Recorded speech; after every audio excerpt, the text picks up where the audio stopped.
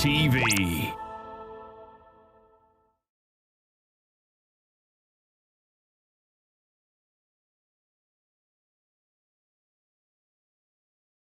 دین الہی کو ہر مذہب تسلیم کرتا ہے.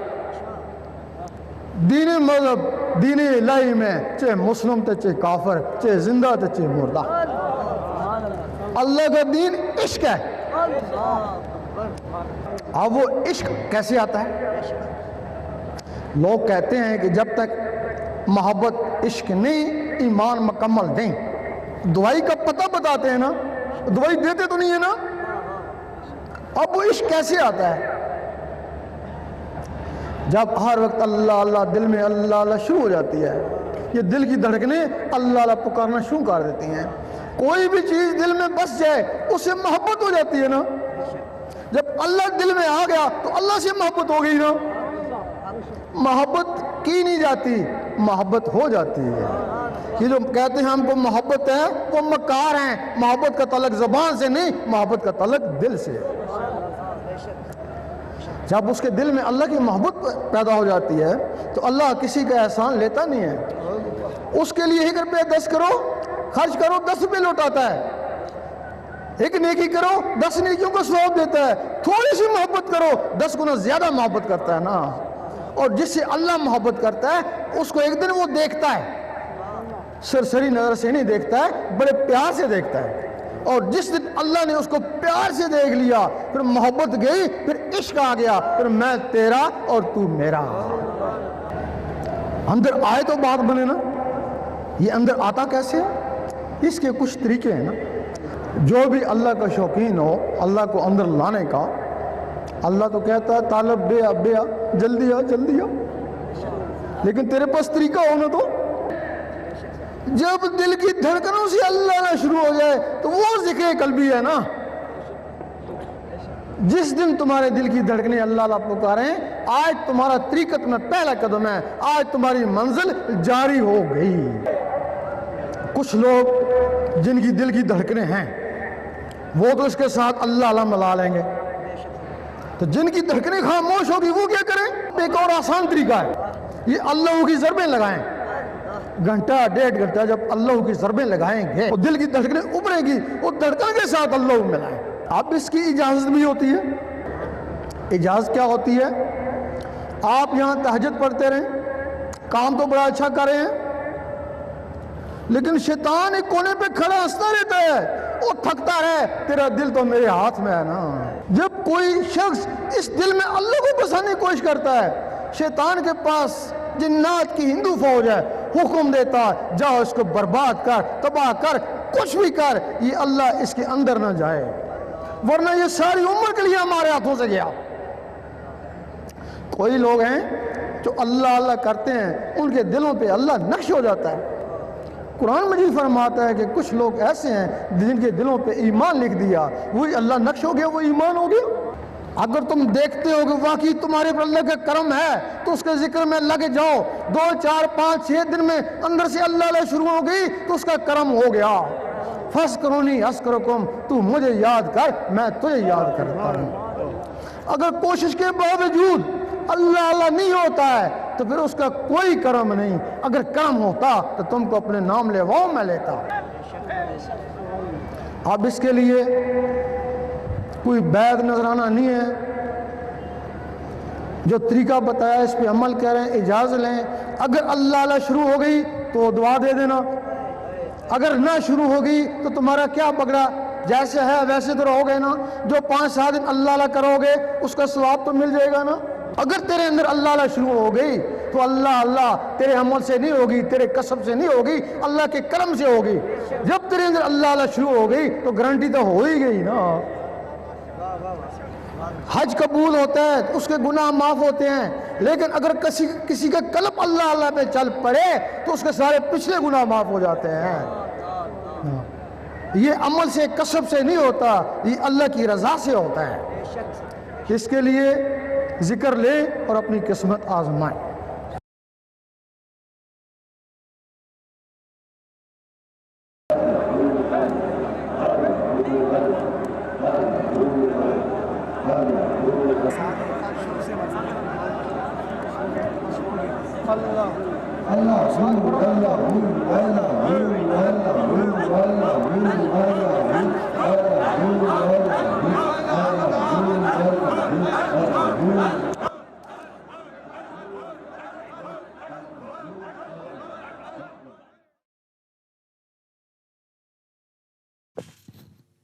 Goshi Marhaba, and a very warm welcome to the Daily Prelude Show with me, Steve Bell, and joining me today is Sheikh Wajid on my left and Sheikh Tanveer.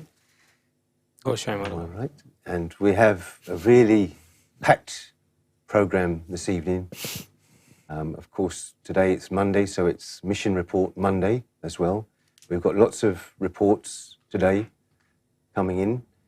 It's been really wonderful. I mean, this is only 21 days of the year, three weeks only of 2020, and we've managed to do a lot of stuff, especially on ALRA TV. We've done new programs, as you've seen, and there's lots of new programs in the pipeline, and the scripts are being done as we speak. It's going to be a really wonderful year, so we really urge you as well to send in your reports, your ideas for Mission Report Monday, because 2020 is the year of mission. We are all going to be steadfast on this, on our goals and our targets. The target is to take this beautiful message to all four corners of the world. And this is the mandate for 2020 as far as the Universal Sufi Order is concerned. As at all costs, we have to spread this message far and wide. And we have so many tools now. It's so easy. We have also on the suficourse.com, we also have the Art of Living now. That's been uploaded on there. 2 chapters, very easily to follow all the texts. So we must share that with as many people as we can. We owe it to ourselves to share this message. The hearts of people are going to be enlightened, and we're going to spread this message right from our own individual well-being and our progress individual basis into our family and our friends, our close community, our workplaces. It will spread out to society, and then it will eventually spread out to the whole humanity. This message of not only the Sufi course brings us the inner enlightenment, the enlightenment of the heart, the connection to God. Also now, Sufi Master has explained the art of living, how we can improve our quality of life, how we can improve the quality of life for others, how we can build on our character, how we can stop ourselves from calamities. These are wonderful times. I mean, this is a new decade for us, and it seems to be so brand new and fresh that we're moving on. We're stepping forward now on this beautiful path. And on Mission Report Monday, I'm really delighted that joining us live from USA is the president of Medi Foundation USA, Sheikh AlGohar. He's been very busy over there with mission, in real-time mission, and he's been working very closely with our sister Azasina and others to set up all these big programs. They're going to invite Sufi Master to USA to attend some very big Sufi gatherings, just like we did last year. It's just going to get bigger and bigger, as we've seen now in Dubai, how that grew from the first time last year that people told their friends what it's all about, told their family, told others. Then all of a sudden the whole hall's packed. There's nearly 100. So definitely next time we have this program in USA, it's going to be even better attended. It's going to be absolutely wonderful. So we're going to speak now live to Sheikh Afan. Very good evening. Goshi Marhaba to you, brother. How are you? Goshi Marhaba, brother Steve, is very wonderful. And first of all, I thank brother Steve to give me a chance to speak and present the mission report. As we all know, like Sufi Master Sayyidi Younus AlGohar and ALRA TV are striving hard to bring multi-nation community under the one umbrella of divine love. So our message is very unique and it's acceptable for all nations who are in search of God's love, who are in dire need of God's love. So this message is very beautiful, and you can see the living example. Last year we did multiple programs in the United States and in the Mexico, and all were very successful. Yes. Sister Tatiana and our dear sister Azucena also helped us to arrange this beautiful programs and bring all community together. Yes. So I think this time we are very excited. We have more programs are coming this year, and we are so excited to have another program, another tour of Sufi Master, and in the month of March. And this time we are preparing more program. As you said, we are expecting more gathering this time, and dates are still under discussion and it's not finalized yet. We are collaborating with the other organization and we are going to finalize it well before the time.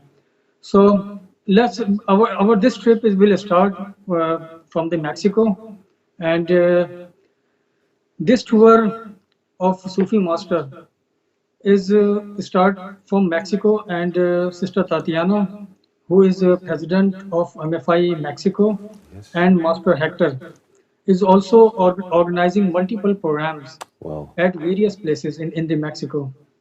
So they are so sincere and they want to take this mission all over the Mexico, all corner of the Mexico. So our first program will start from the Veracruz, and this program will be in the ashram. Veracruz. So that's just sort of north of Mexico City. It's a beautiful spiritual place, isn't it? It's very Oh famous. yes, this is very beautiful place, Yeah, and the name of the ashram is Ashram di Kotapek. Wow. And this organization is really good, and they are inviting us to arrange this program, and we are expecting attendees around 150 to 200 in this program, and I hope this program will be very wonderful. That's brilliant. And of course, Sister Tatiana, who's been busy doing her Sufi programs, it's been wonderful, the work she's done there. She's translated the Western Sufi course into Spanish, and she's putting it on these TV shows. It's just incredible. Yeah, Brother Steve, we are also planning to those who completed the Sufi course, like Sister Tatiana did in her native language in Spanish, and we are planning to issue a certificate to those people who are interested. They show their interest and proper attendance. So we are planning to hand it over the certificate from the platform of Universal Sufi Order. Right. Now, I saw something about Las Vegas. Is there a program in the pipeline for Las Vegas? Yeah, it's in the Mexico, but we have multiple programs. It's the Las Vegas is the like last program in the Alright. tour of USA. But we have many programs this time in Mexico. Oh, Like wonderful. after this program, we have another big gathering last we did in Teotihuacan, and this program is very huge.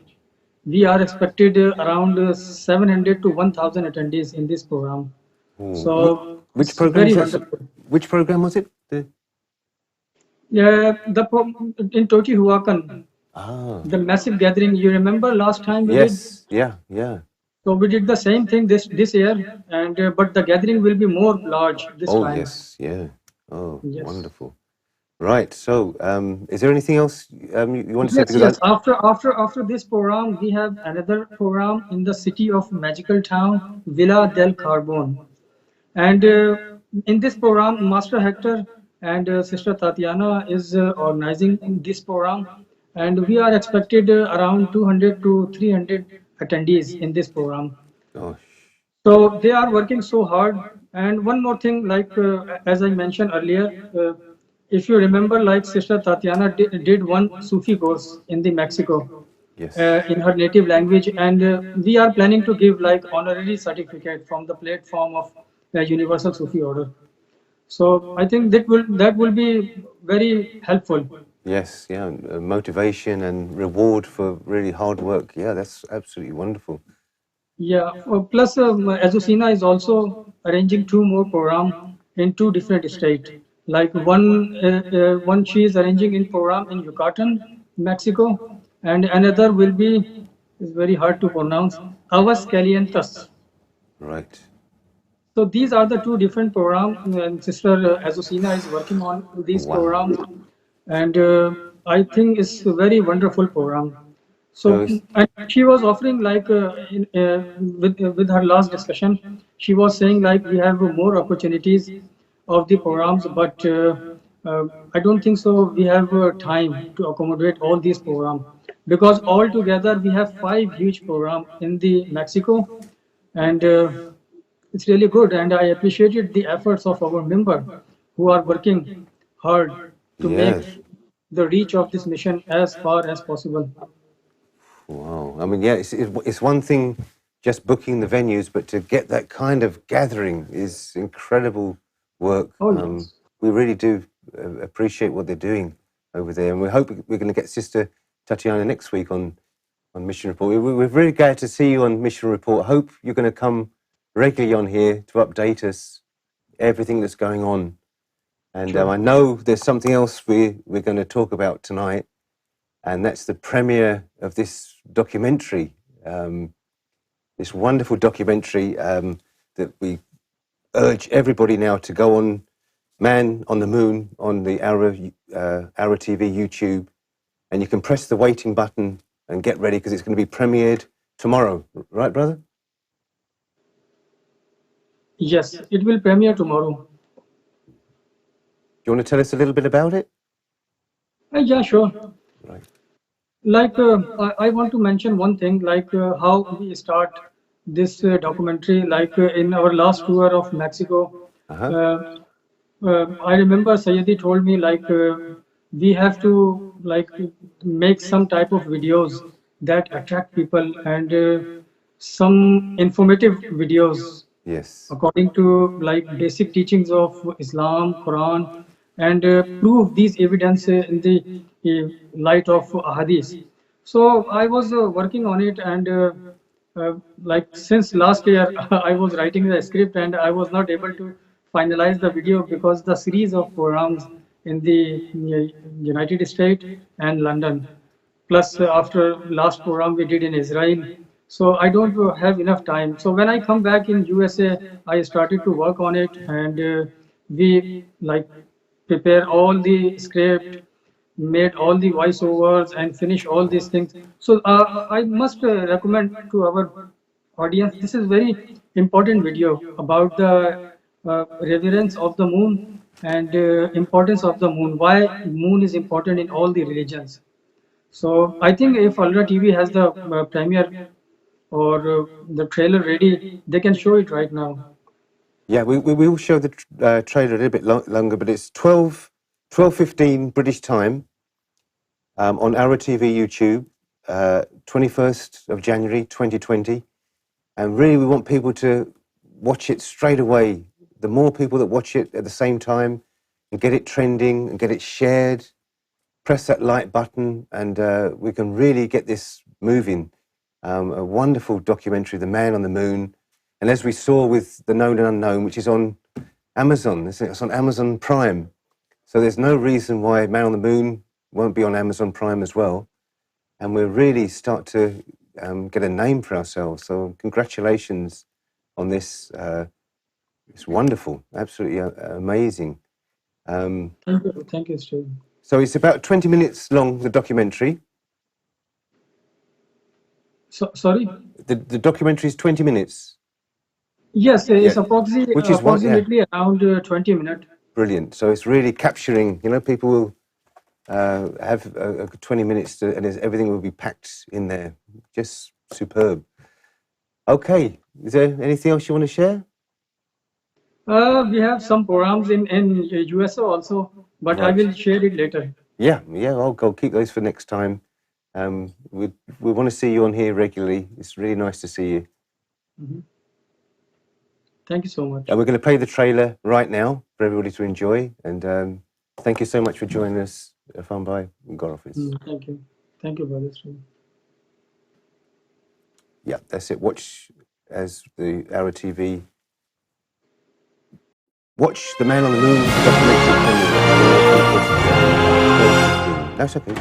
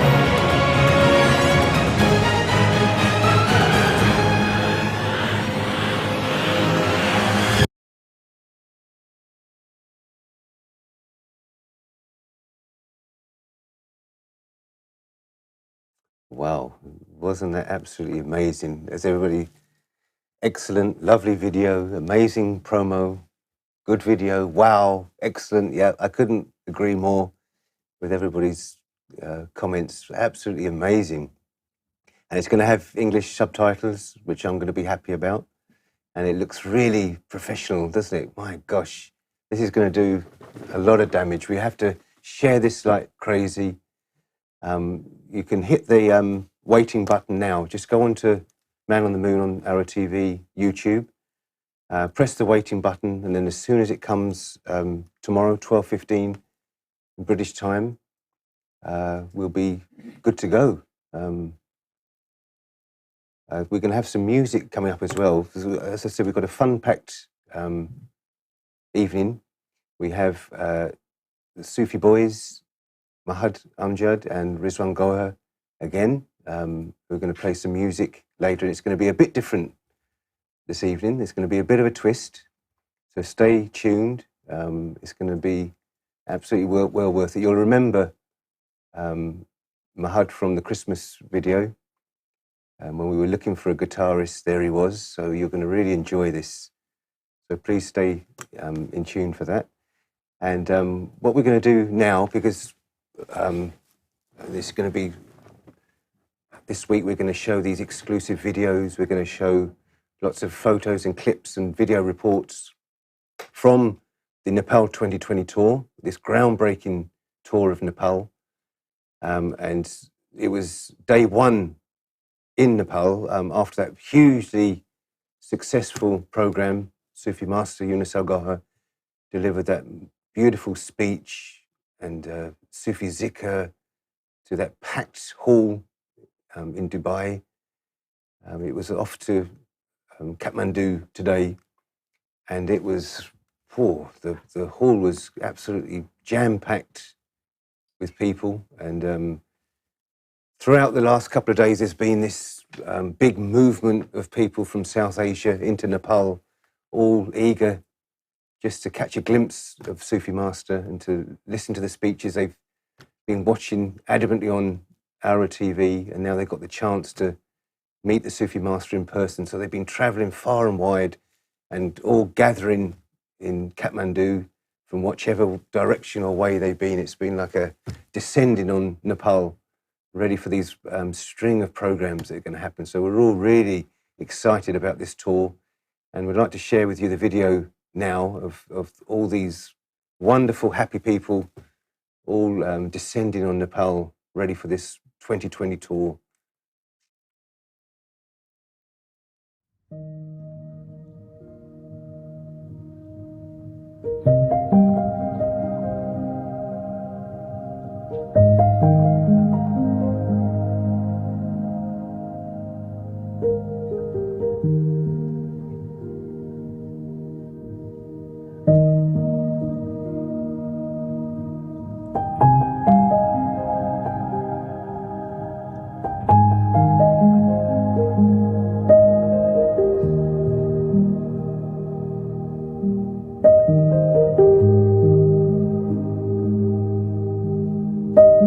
और शाही मरहबा।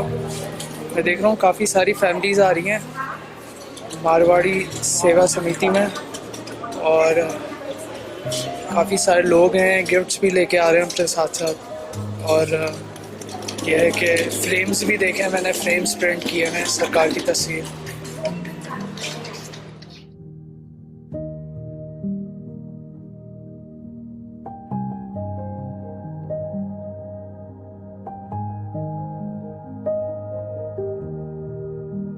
और शाही मरहबा। और ये जाहिद भाई है सामने आपके, और काफ़ी सारे लोग जो है आ रहे हैं MFI के यहाँ पे, सबकी सेवा के लिए जाहिद भाई लगे हुए हैं। जाहिद भाई आपका ये लोग कोई है नहीं अभी?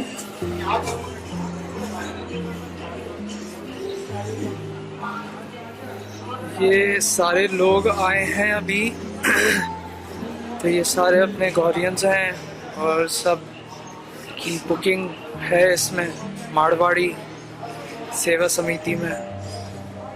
तो सब पहले अभी गले मिलेंगे स्वामी जी से।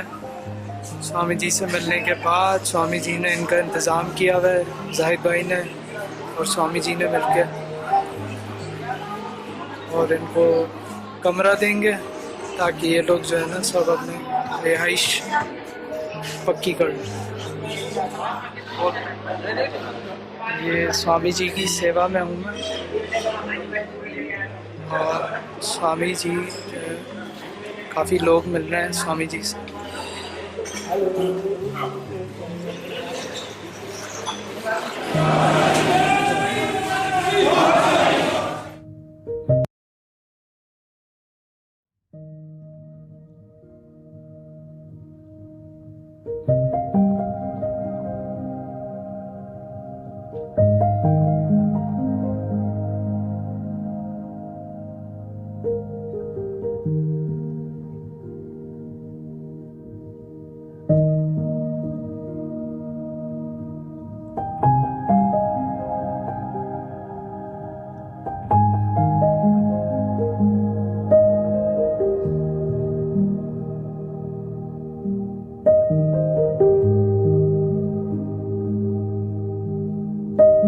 और शाही मरहबा। मैं देख रहा हूँ काफ़ी सारी फैमिलीज़ आ रही हैं मारवाड़ी सेवा समिति में, और काफ़ी सारे लोग हैं, गिफ्ट्स भी लेके आ रहे हैं अपने साथ साथ। और यह है कि फ्रेम्स भी देखे हैं मैंने, फ्रेम्स प्रिंट किए हैं सरकार की तस्वीर।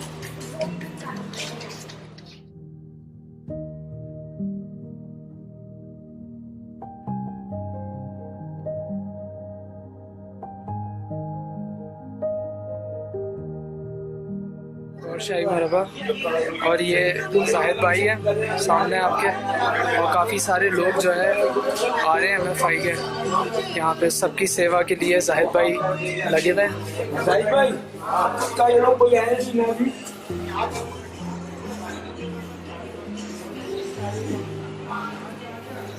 ये सारे लोग आए हैं अभी तो ये सारे अपने गौरियंस हैं, और सब की बुकिंग है इसमें मारवाड़ी सेवा समिति में। तो सब पहले अभी गले मिलेंगे स्वामी जी से। स्वामी जी से मिलने के बाद स्वामी जी ने इनका इंतज़ाम किया हुआ है, जाहिद भाई ने اور سوامی جی نے مل کے اور ان کو کمرہ دیں گے تاکہ یہ لوگ جو ہے نا سب اپنی رہائش پکی کر لیں. یہ سوامی جی کی سیوا میں ہوں میں اور سوامی جی جو ہے کافی لوگ مل رہے ہیں سوامی جی سے.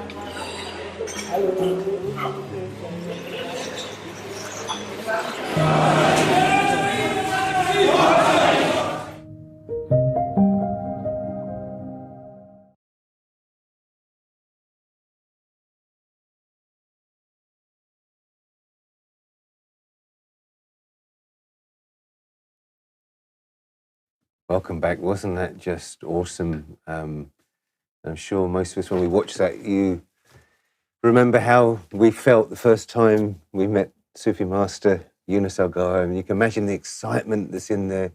Yeah, I mean, they've been watching on ALRA TV for so long and just yearning to be in the presence of the Sufi Master. And now they're there. They've travelled far and wide, and many, many more would have attended. I mean, many would want to come. It's just absolutely amazing. And this tour, what's gone from just very small seeds in the early days, now you can see hundreds and hundreds and hundreds of people are enjoying and coming to watch the Sufi Master. And we're going to be showing lots of reports, exclusive reports over this week. So please stay tuned and tune into the Prelude show from 9 o'clock. Sometimes we'll be very early showing these reports because we'll be so excited. So right now, as I mentioned before, I'm very happy and honoured to present the Sufi boys, and it's Mahad Amjad on guitar, and singing is Rizwan Gohar. I'm going to give them a very warm welcome on this. What can it be? It's a duet, yeah, for their duet, and this is the very first of this actual duet. So enjoy.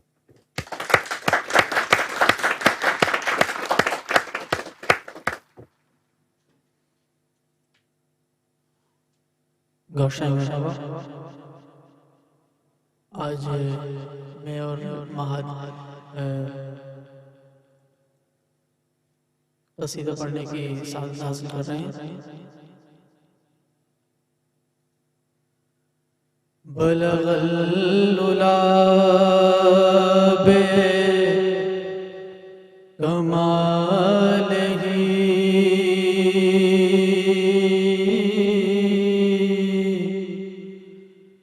بلغ العلا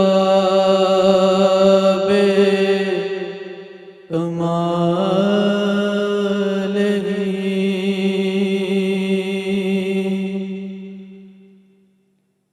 کشف الدجى بجمالہ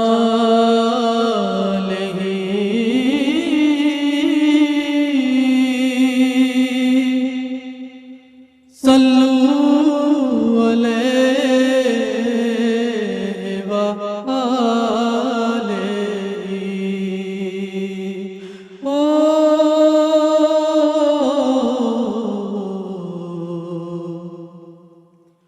صلوا علیہ وآلہ.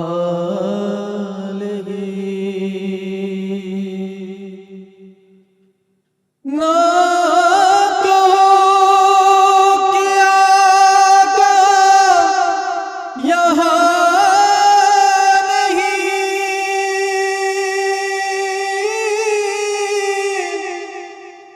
یہ کہو کہ آقا کہاں نہیں.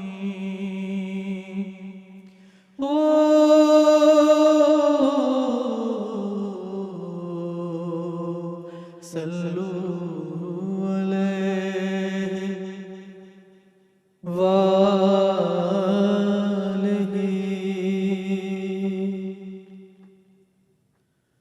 سائیں تو ہی सच्चा साईं तू है साईं, तू ही मेरा सच्चा साईं तू है साईं, तू ही मेरा सच्चा साईं तू है साईं, तू ही मेरा सच्चा साईं तू है। मैं तेरा बंदा तू ही मेरा मौला साईं, तू ही मेरा मौला साईं साईं, तू ही मेरा सच्चा साईं तू है साईं, तू ही मेरा सच्चा साईं तू है। मैं तेरा बंदा तू ही मेरा मौला साईं, तू ही मेरा मौला साईं। तन में तू है, मन में तू है, रूह के अंदर तू है। तन में तू है, मन में तू है, रूह के अंदर तू है। आस है तेरी, प्यास है तेरी, इश्क समंदर तू है साईं, तू ही मेरा सच्चा साईं तू है साईं, तू ही मेरा सच्चा साईं तू है। मैं तेरा बंदा तू ही मेरा मौला साईं, तू ही मेरा मौला साईं। नक्श है तेरा कायम दायम, नक्श ख्याली हूँ मैं। नक्श है तेरा कायम दायम, नक्श ख्याली हूँ मैं। तू ही राज़िक, तू ही मालिक, तेरा सवाली हूँ मैं साईं, तू ही मेरा सच्चा साईं तू है साईं, तू ही मेरा सच्चा साईं तू है। मैं तेरा बंदा तू ही मेरा मौला साईं, तू ही मेरा मौला साईं। ज़ाहिर हर एक मंज़िर में तू, हर पस मंज़र में तू। ज़ाहिर हर एक मंज़र में तू, हर पस मंज़र में तू। मस्जिद में तू, मंदिर में तू, जीवन सागर में तू साईं, तू ही मेरा सच्चा साईं तू है साईं, तू ही मेरा सच्चा साईं तू है। अल्लाह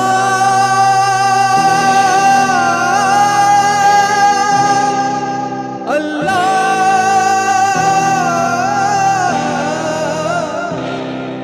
अल्लाह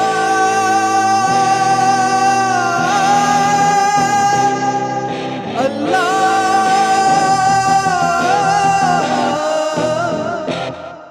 साईं, तू ही मेरा सच्चा साईं तू है साईं, तू ही मेरा सच्चा साईं तू है। तेरा बंदा तू ही मेरा मौला साईं, तू ही मेरा मौला Sai.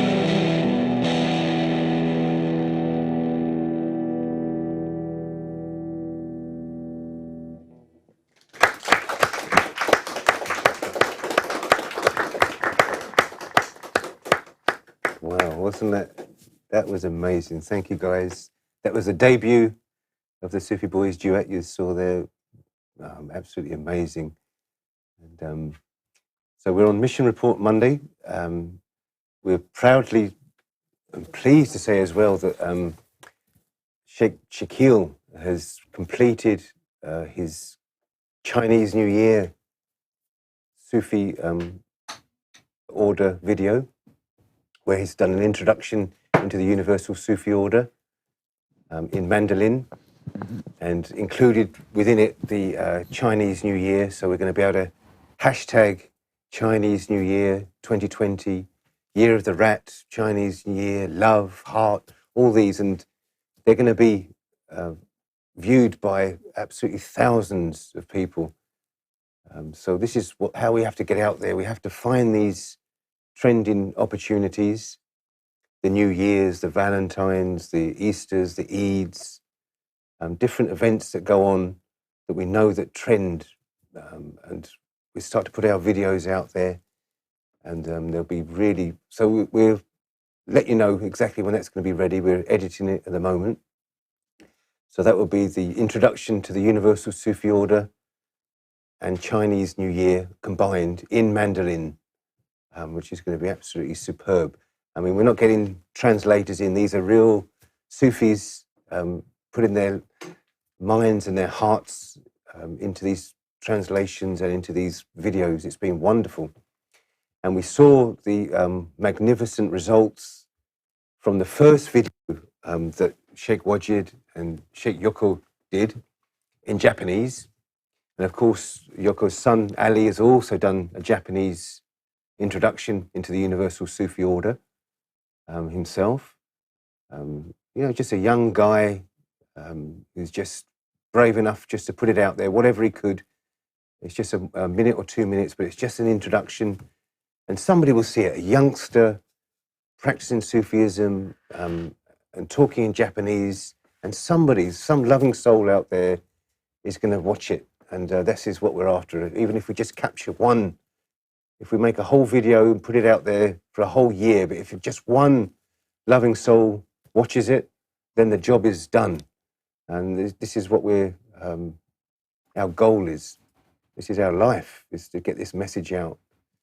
So after the success of the first video that Sheikh Wajid and Sheikh Yoko did, as you remember, a Japanese gentleman phoned the ALRA TV hotline after watching the video and contacted us, and he took the heart activation after watching the video in Japanese, and he just came across it after many years of searching. He'd heard of the activation of the heart, the heart zikr, but he'd never found it, and he'd actually converted to Islam. He went to mosques and he asked them, I want my heart activated, and they weren't capable of doing it. So he's searched again, and he's come across on YouTube this video in Japanese, and there he is. He's found his path. So after that, Sheikh Wajid, you've made another video. So tell us all about this on our Mission Report Monday. So this is perfect timing. We are on Mission Report Monday, as Brother Steve just mentioned. So very, very happy and delighted to introduce the fourth video, which was uploaded earlier today. And in the 9 hours, we are almost hitting around 600 views or so. Of course, this is a sequence. So the very first video was with the title of Kami-sama no Ai in the Japanese language, which means that love of God. So that was a very brief one, which was done by Sheikh Younus AlGohar. And after that, me and Yoko did a video together. And the title of this video was Reiteki to Jinsei no Mokuteki, which means that spirituality and the purpose of life. So that was uploaded almost a month ago. And as Reverend Steve mentioned, that this video had English subtitles, and the title was released in Japanese. The translation and everything was available in English as well. But we were very happy when we received a call from someone who was seeking across the ocean the true knowledge, and he was a seeker of spirituality, or wanted to understand spirituality and wanted to enlighten his heart. He was looking for this message for quite some time. And we were very happy when we received the call, and this person said that I came across this video through internet, through ALRA TV, and he was very, very happy and pleased about it. And we released this video yesterday, which was a continuation after that first video, which was done together by Younus AlGohar and me. So this, on the screen, you can see this video is a continuation. The title of this particular video was basically talks about Reiteki no Reiteki no imi to hajimari. So it means that real spirituality, or true spirituality, and start of spirituality. So again, both of these videos are, as you can see from the title, are related. First, we wanted to introduce what is spirituality and what is the purpose of life. And then next video, we wanted to explain, just continuing from where we left the previous conversation, in terms of what is true spirituality. Because both me and Yoko Gohar, lived in Japan for quite some time, and we have experienced in their culture that people are aware of God and they want to know about God, but their mentality or mindset revolves around that as long as we keep doing the good things and good deeds, Yeah. we will be close to the God. Yep. So, and there is a misunderstanding that things such as meditation or yoga is also part of spirituality. So what we wanted to explain them, there is a difference that if you are doing yoga or if you are doing meditation, it is only for your body and for the peace of your mind for a temporary period and for a short period. Whereas if you are looking for a lifelong peace of heart, peace of mind, then you need to uh, basically accept spirituality and you need to move towards spirituality. So that's why we focused on in this video and we clarified some questions. It's pretty much on the Q&A base. So I'm asking questions, whereas Sheikh Kyoko Gohar is answering those questions, and he is just giving references from the teachings of Sufi master Younus AlGohar, and also um, from the His Eminence Gohar Shahi as well. I mean, quoting those key and important points, that how to awaken your heart and how to initiate it with the name of the God, and what type of names of God are available if you are belong to a religion or you are outside the religion. Wow. Another thing we wanted to emphasize is that spirituality is different than religious practice.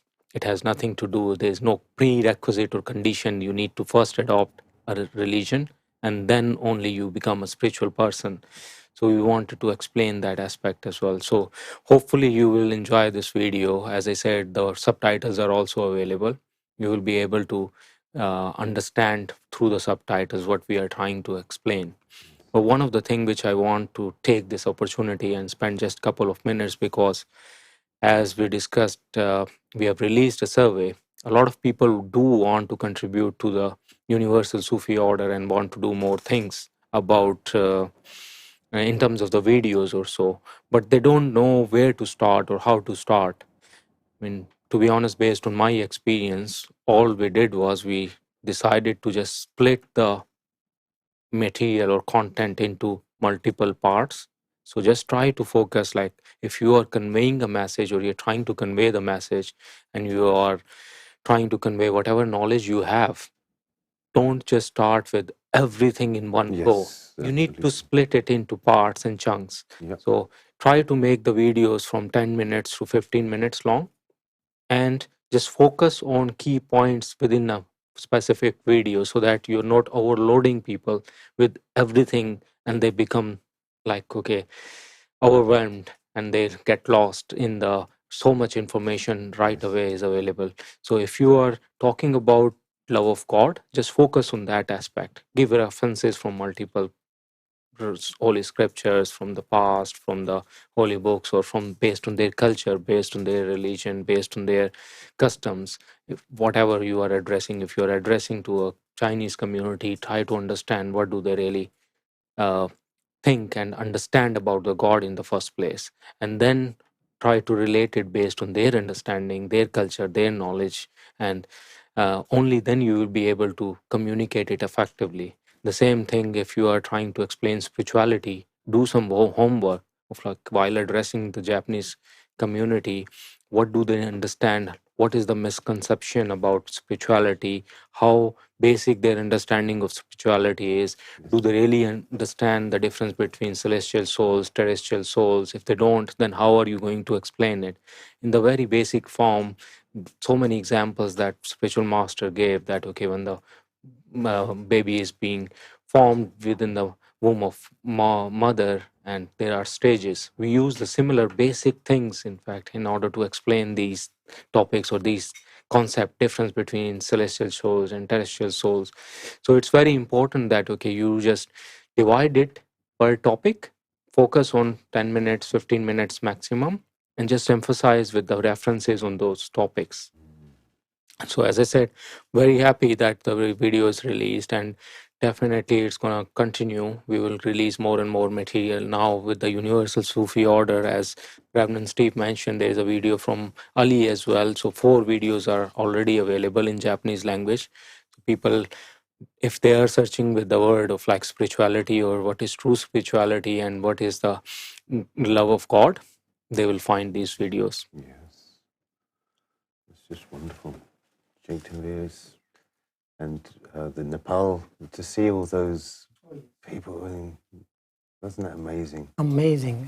Goshai Marhaba, and very warm welcome to everyone at ALRA TV, and Goshai Marhaba to Sayyidi Younus AlGohar and Baji Sayyida Farhanaz.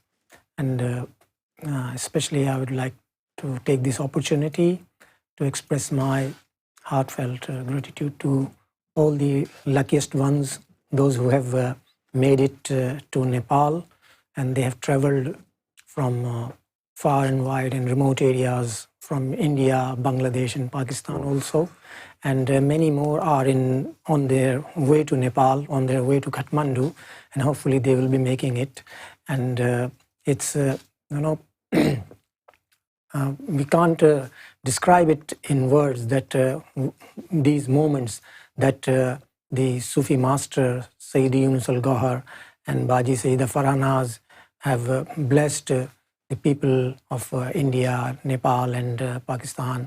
In Nepal, and you see, these are the moments that we have been craving for, we have been yearning for, and you just cannot believe that we are coming across, we are in the audience of, we are in the company, and we are literally being at a place in the feet of Sufi Master Sayyidi Younus AlGohar, and the blessings of His Divine Eminence Sarkar Rariaz Gohar Shahi is just showering on these hearts and souls. And you see, and one thing about the video Ali, you see, Ali, you see, he is a schoolboy, yes, just a teenager. Obviously, you take your time to do your sums and work out your lessons, but it took him no time to understand, yes, this message of love, the bounty of Sarkar Gohar Shahi. Just the love for Sarkar just penetrated in his heart, and involuntarily, this boy just setting an example, a schoolboy, like just 13, 14 years old, and he is giving message because he has himself experienced this ecstasy and this spiritual pleasure, and now he is spreading this word of love in his own language, Japanese language. It is so heartening to see this young boy making a lovely example. And you see, many more youngsters are going to follow the suit in their own respective, in their own native language. Absolutely amazing. So, Gagan, is it Gagan? I'm sorry if I've mispronounced it. Are you in Kathmandu? We hope you enjoy your time in Kathmandu with our TV international team. Yes.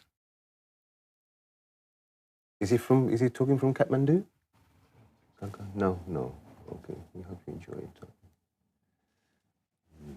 No, it's going to be, there's a string of programs coming up on this Nepal tour, this 2020.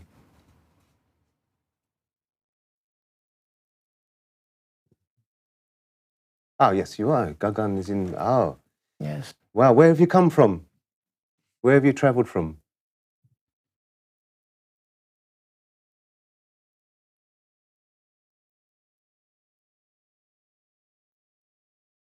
I'm at Kathmandu. That's the main thing. It's not where you're from, it's where you're at. And you're in the right place. Wow. So is this the first time you're meeting Sufi Master?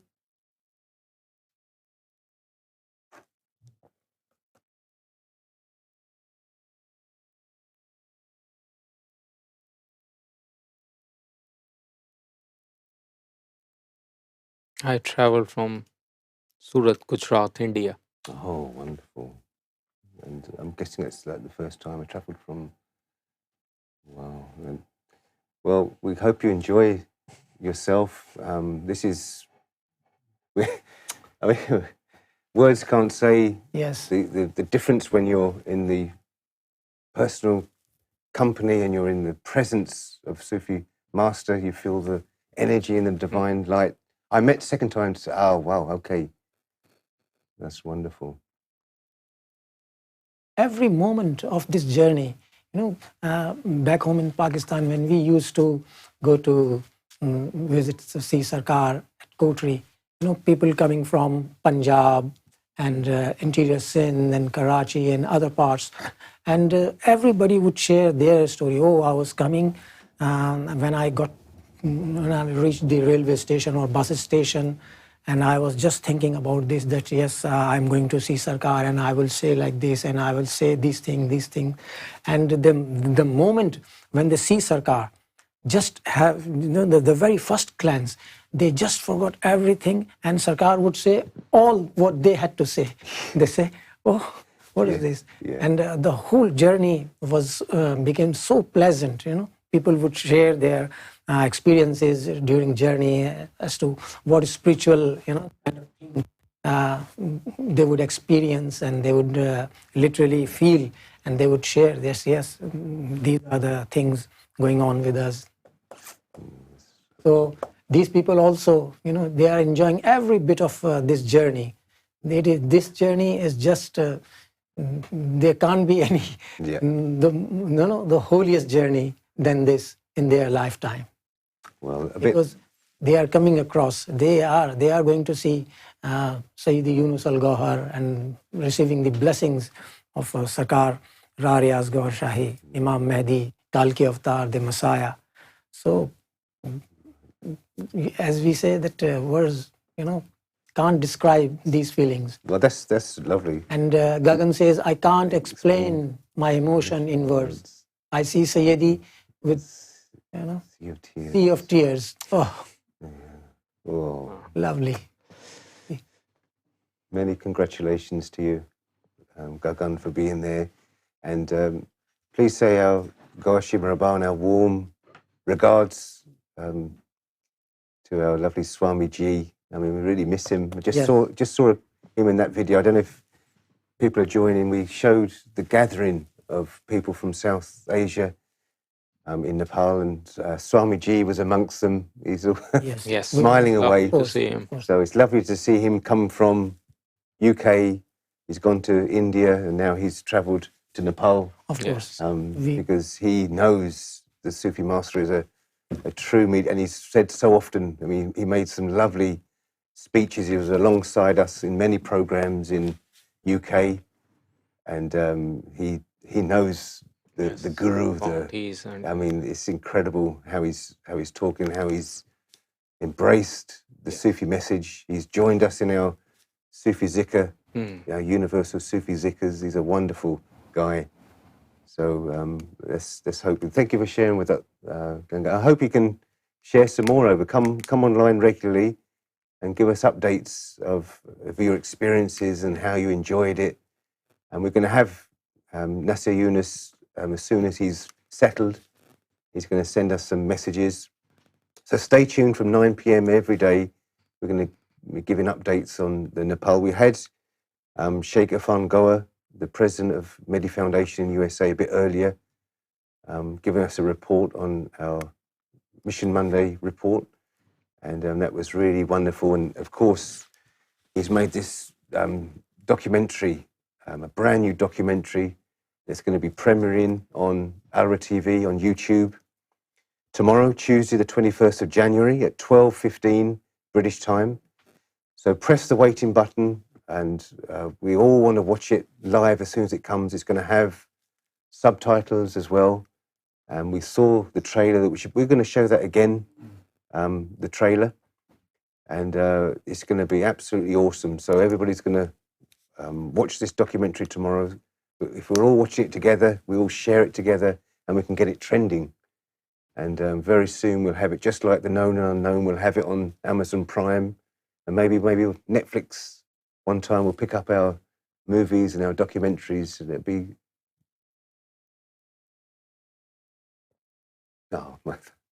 beautiful. Yeah, it is wonderful. I don't know. There's something about seeing Swamiji and Sufi Master together. It is very, very warming.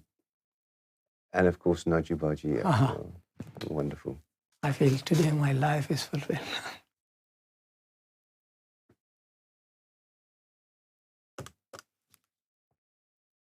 Yep. Please take it away, Shad, please.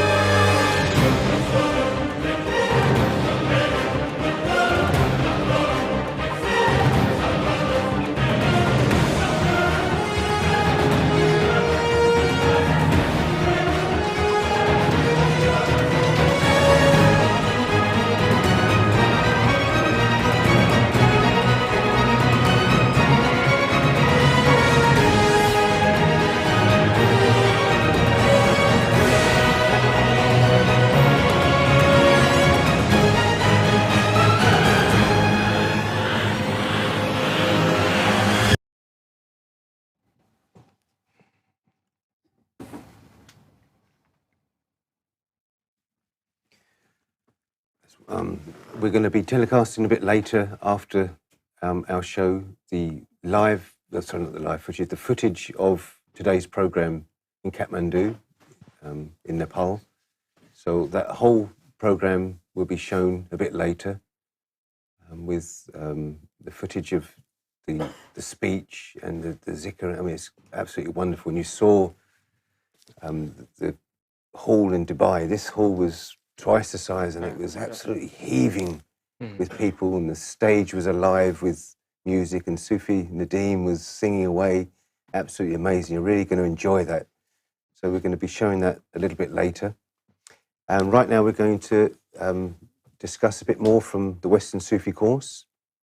And this is the functions of the heart chapter that we're going to discuss today, the functions of the heart. And the very first in this 4 lessons is the esoteric capabilities of man. Self-discovery, the esoteric capabilities of man. This is very important start. Continuing from the yesterday's discussion, where self-discovery was emphasized by the Sufi master Younus AlGohar, and we were reminded that the reality of us is spirituality, and it's our necessity, and the awakening of the souls is the true life that we should be striving for, and our goal should be to make our dormant and unconscious souls awaken and enlighten. That should be our target and goal. And generally what happens is people have this misconception that if they have all the parts of the body which they can use to walk, to eat, to talk, to hear, that is it. But in reality, Sufi master reminded all of these things are present in animals as well. They also walk, they also eat, they also sleep, they can also hear. Yes. There is something other than these physical organs and physical parts which are in our body, and that something which makes us special as a special creation of God are the souls which are in dormant and condition in our body, and our purpose and is to enlighten those souls. So that's why one of the key point highlighted by Sufi master in this particular sitting I remember was that a Sufi, a spiritual man, is the one who has learned Sufism, and he understand there are two different type of souls in our body.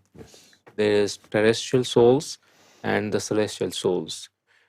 The souls which are common between us and other beings such as animals or such as plants. These souls are mineral souls and botanical souls or biosouls. And but these things are not the important. These aren't the ones which makes us special. They are extra set of souls which are in dormant condition sleeping in our body, and our purpose should be to awaken these celestial souls. And unless these celestial souls are awakened, you are not attaining the higher levels in spirituality and higher status in spirituality. And unless you attain this higher status and spiritual status, you are not becoming the in supreme creation or of God. Yes. So this was the key message emphasized and highlighted by Sufi master Younus AlGohar. And we were reminded that mostly what happens is a common person, common man who is only using his terrestrial souls and he's just thinking about that he can hear, speak, eat, etc. He sees the angels and archangels as special supreme creation, whereas what we should be believing, and as a Sufi we should believe that okay, we can be even superior, better Yes. than the angels and archangels. So but in order to become better, the main thing is to awaken our souls. And this awakening of the souls, of course, starts by opening of the heart. Yes. Hence, the next chapter goes straight into the topic of how to awaken our heart and open our heart. So, yesterday we discussed about that the true spiritual mediator is the one who is connected with the holy grand messengers, and only after his connection is established, God empower him, entitle him, certifies him, and authenticate him as a spiritual mediator and master. So, spiritual master, what he does is he uses the special name of God and implants that name of God in your heart. And here, Sufi master Younus AlGohar reminded us that the mystical formula is to use the special name of God. What is the difference between the name of God and how to make it special? This was explained in great detail. So, Sufi master Younus AlGohar explained us that we have come across like, okay, we know that Ram, Hari, Om, Allah, these are all the names of God. And used by different people in who belong to Hinduism or Christianity or to in Islam. Yes. But in order to make these names special, you have to add something on top. So take example of Allah. You need to add who alongside it, which makes it special. And why we have to add who is because of the way our heartbeat functions. So Sufi master Younus AlGohar explained that okay, the heartbeat has two strokes in it. Tick tock, tick tock. It works on the similar pattern as the watch Yes. clock. So you need to use the syllabus. So this syllabus is two strokes of the word, which is Allah and who. The same goes for names such as Ram, Ra, Ram. So to make it special, in order to unlock the key and open the heart, you need to add this extra or word, second word, which will help to synchronize the TikTok in your heart and along with the special name of the God. So that was the important thing which was reminded to us.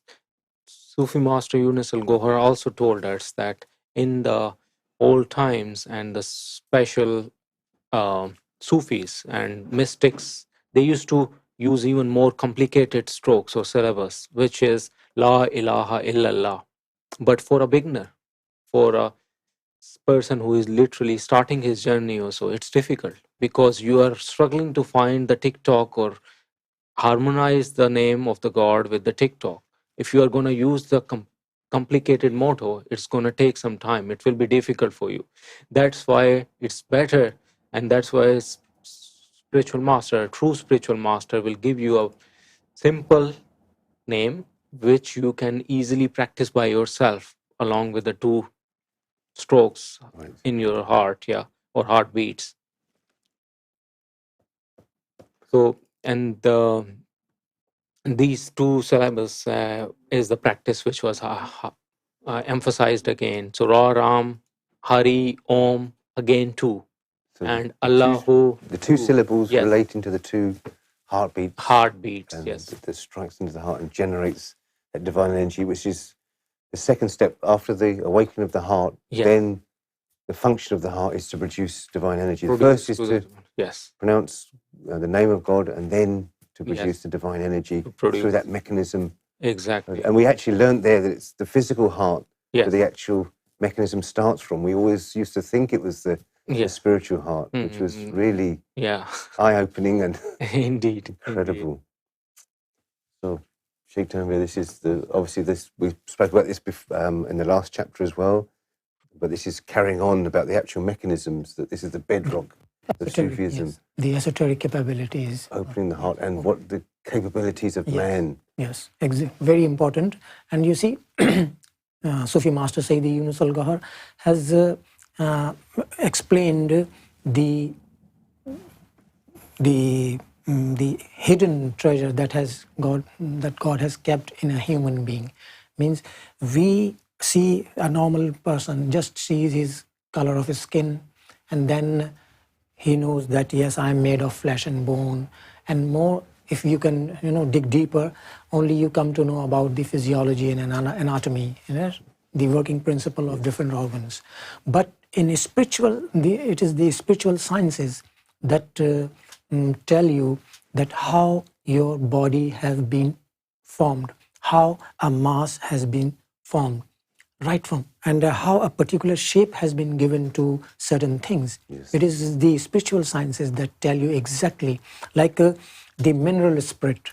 Now, mineral spirit is found to be in stones, and it is because of this spirit that stone get coagulated, and they form a solid mass. Yes. Right? And the botanical spirit. Now, botanical spirit is found to be in plantation. So plants have two souls. One is the mineral, and the other is botanical. And because of the botanical spirit, the process of growth takes place. And in an animal, we have another soul, that is bio-soul or bio-spirit, due to which the animal is able to move, and his body, functions. Medically, the body functions according to the medical sciences that tells us. Now, these three souls have also been placed in a human being also. Right. Yes. The mineral spirit. Why do we need mineral spirit? In order to have our bones take a certain shape. And then we need botanical spirit. We need blood to grow the flesh on our bones, and the tissues, and flesh, and the formation of these things lying inside of a skin. And then we have the biospirit, and due to the presence of biospirit, man is able to move. Now, this forms your physical body, and within this physical body, God has placed some celestial souls. These are terrestrial souls, and these terrestrial souls have nothing to do with on the day of judgment. They do not have to be accountable for anything. So their purpose is only to form a body. And then Sayyidi explained that the existence of the celestial souls in a human being and what are their respective functions. That is just fantastic. Like the soul, the qalb, ruh, sirri, khafi, akhfa. We say there's the spiritual heart, the main soul, and the secretive and hidden and very hidden. These are the translation, and they have their respective realms, and they are connected to, as we have discussed earlier also, that they are connected to 5 grand messengers. And why do we need a perfect spiritual master in order to activate them? So this is just fantastic to know. Oh yes, and this is why the companion of Prophet Maula Ali, he said that, oh man, a huge universe is lying within you, but you are unaware of it. And the remedy to your disease lying in you, but you seek it outside. So these are the spiritual sciences that enables you know yourself, explore yourself, and you will find the human being is compounded. Every part of all the realms and angelic creatures have been placed in this human body, and only those who have managed to activate and enlighten their celestial souls, they are the ones who can very safely say that yes, they are better or greater than angels or archangels. Otherwise, on what basis can a common man say that yes, I am, because I am a human being, that's why I'm greater or more elevated than angels or archangels? How? Can you prove your capability there? A jinn can travel within minutes 1,000 miles. Can you travel? No. Even your supersonic jet is not traveling to that speed. Then how are you going to prove your superiority? So superiority does not lie in making this physical body travel at a faster speed. It is the celestial soul that enables a person to make transcendental journey to higher realms that angels can't even think of. It's very interesting that we mentioned those, that people obviously know that they have their senses that is related to those souls. They're living and they're breathing. They're having thoughts. They're having feelings. But these senses are very much related to the souls that Exactly. are already awakened, and they're already in our bodies. But the celestial souls, this is the difference. This is the key. This is the message we have to give out, because people, in general, they just have the very basic knowledge of souls. They have the very basic knowledge of, even, as we said, greater than angels. We hear that a lot, that humans can be greater than angels because we have free will. That's the reason they would give. We have free will, angels don't, so we can be greater. But no, it goes much further than that, much deeper. Yes, exactly. And this is why this course is just immense. The Western Sufi course, it's, we can't thank Sufi Master enough to share this with us, and we must feel obliged to share it with others. Exactly. It's just immense. Indeed. Yes. And what you would think as fiction, if you describe to somebody this, they would think it as a work of fiction, because you have to have that experience first, that mystical experience, that spiritual experience of the heart awakening, and that's the inner vision that you get, and then you will find that these are just falling in place. Everything you thought is a possibility becomes a reality, doesn't it? Indeed. And I'm glad that you mentioned, because one of the points which was highlighted by Sufi Master Younus AlGohar in this sitting or session was that generally people just think with the constraints of whereabouts or location and time, but with the spiritual awakening of your souls or so, you're not bound to these two constraints, these two things. Right. So your time doesn't become a constraint, which means that in a blink of a in fact, you from one location, you're literally going to upper realms, and your location with the point where you are versus where you can reach will not be a boundary. In fact, it won't be a limit. So that's the main difference that we need to understand. Whatever advancement we have made, as Sheikh Tanvir just mentioned, in the physical sciences, in terms of, okay, we have discovered, invented tons of things. We can call invention that, oh, human can travel now to the moon, but there are a lot more and bigger things that can be achieved once your souls are awakened, in fact. Yeah. And the distance and the time will not be a constraint or dependency. You will be able to literally go and have your souls traveling from one realm to another realm in, like, literally without even time constraint. So those are the things. Unless you experience, you won't be able to believe these things, in fact. But the reality is that in all holy scriptures, these things are explained by God. That's why he's calling that, okay, us as a special and superior creation, because, and he's reminding angels that whatever I am gifting and putting there in this person, in this human, makes him special. You don't know. Whatever was done in the past, creations, whatever Adams I made in the past, were not equipped with the knowledge that I'm giving. The capabilities and characteristics which I am putting in this particular human, in this Adam, are special. You will find it out in future. But we have to unlock all this, and this is where spiritual mediator, true spiritual master comes into picture, because he is the one who is going to initiate, open the heart.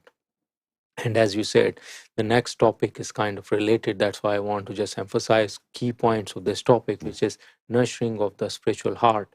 That the job of spiritual mediator or spiritual master or initiatory Sufi is to awaken the spiritual heart.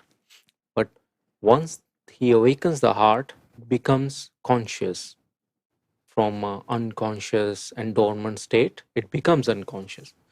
But the next is on you. Next thing is at you, that you need to practice. You need to nurture that spiritual heart. And we can simply understand this point, that what is the relationship of, like, starting this process from the heart, because heart is so central to everything that happens in the body, right? Yeah. So the blood circulation, the pumping, the throbs of the heart, the beat goes everywhere in your veins and in your organs. It is the distribution hub. Everywhere things will start from here. That's why the implantation of the special name of God by the spiritual master is done along with the heartbeats. Once that process starts, the divine energy starts producing if through the heart. And given that heart distributes the blood everywhere, the divine energy then naturally flows and goes everywhere in your body. So whatever souls are there after the unlock, awakening of the heart, will be kicked afterwards from this initial stage or step. But we need to focus on and practice on and nurture the spiritual heart. That's what was emphasized by Sufi master, and he gave a very beautiful example, right? So the example was, when we eat food, what happens? The food goes from our eye, from our mouth in the stomach. After the digestion process, the energy gets distributed everywhere. Yes. Yeah. Whether we talk about our eyes, nose, ears, all of these organs get energy through the single source or single place where the digestion process kicks off, and everything, basically the vitamins and all the nutritions are absorbed. Afterwards, the energy start distributing to all the organs. The same way, divine energy production starts in the heart, along with the blood stream, blood circulation, with the heartbeat, in fact. And after the special name is granted of God. So that's why this is very important to understand that why the heart is so important in this whole process altogether. Yes. So it goes into the place and it's distributed through the heart, similar fashion to the food is taken into the stomach and that energy is distributed through the different organs. I mean, it's incredible. Yes. Doctrines.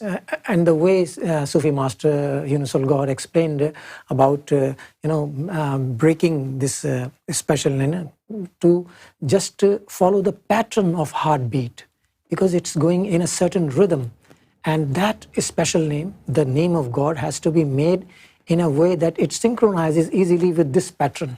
So systematic and so rhythmic, like it is. It's just these are two positions. One is systolic and diastolic. The heart is closing and opening every time. So just at the pulmonary wall, the spiritual heart is placed, and every time blood going into the heart and coming out of the heart, it synchronizes and it mingles with the divine energy that is being produced there by the continuous recitation of the name, the special name that the spiritual master has placed in the heart. It is so, scientific. You cannot deny this fact. As we know that blood is oxygen carrier. How oxygen is provided to every part of our body? It is mingled, or it is mixed in blood. So blood is the oxygen carrier. In the same way, blood becomes the divine energy, divine light carrier, and it communicates and it reaches even the tiny capillaries, the blood vessels and very tiny capillaries, and through them the divine energy is distributed all over the body, and as a result the cleansing of the body, the blackness, the darkness of sins starts withering away, and divine energy and divine attributes begins to reflect in a person's character. And they're so blessed and fortunate people of Nepal lovely.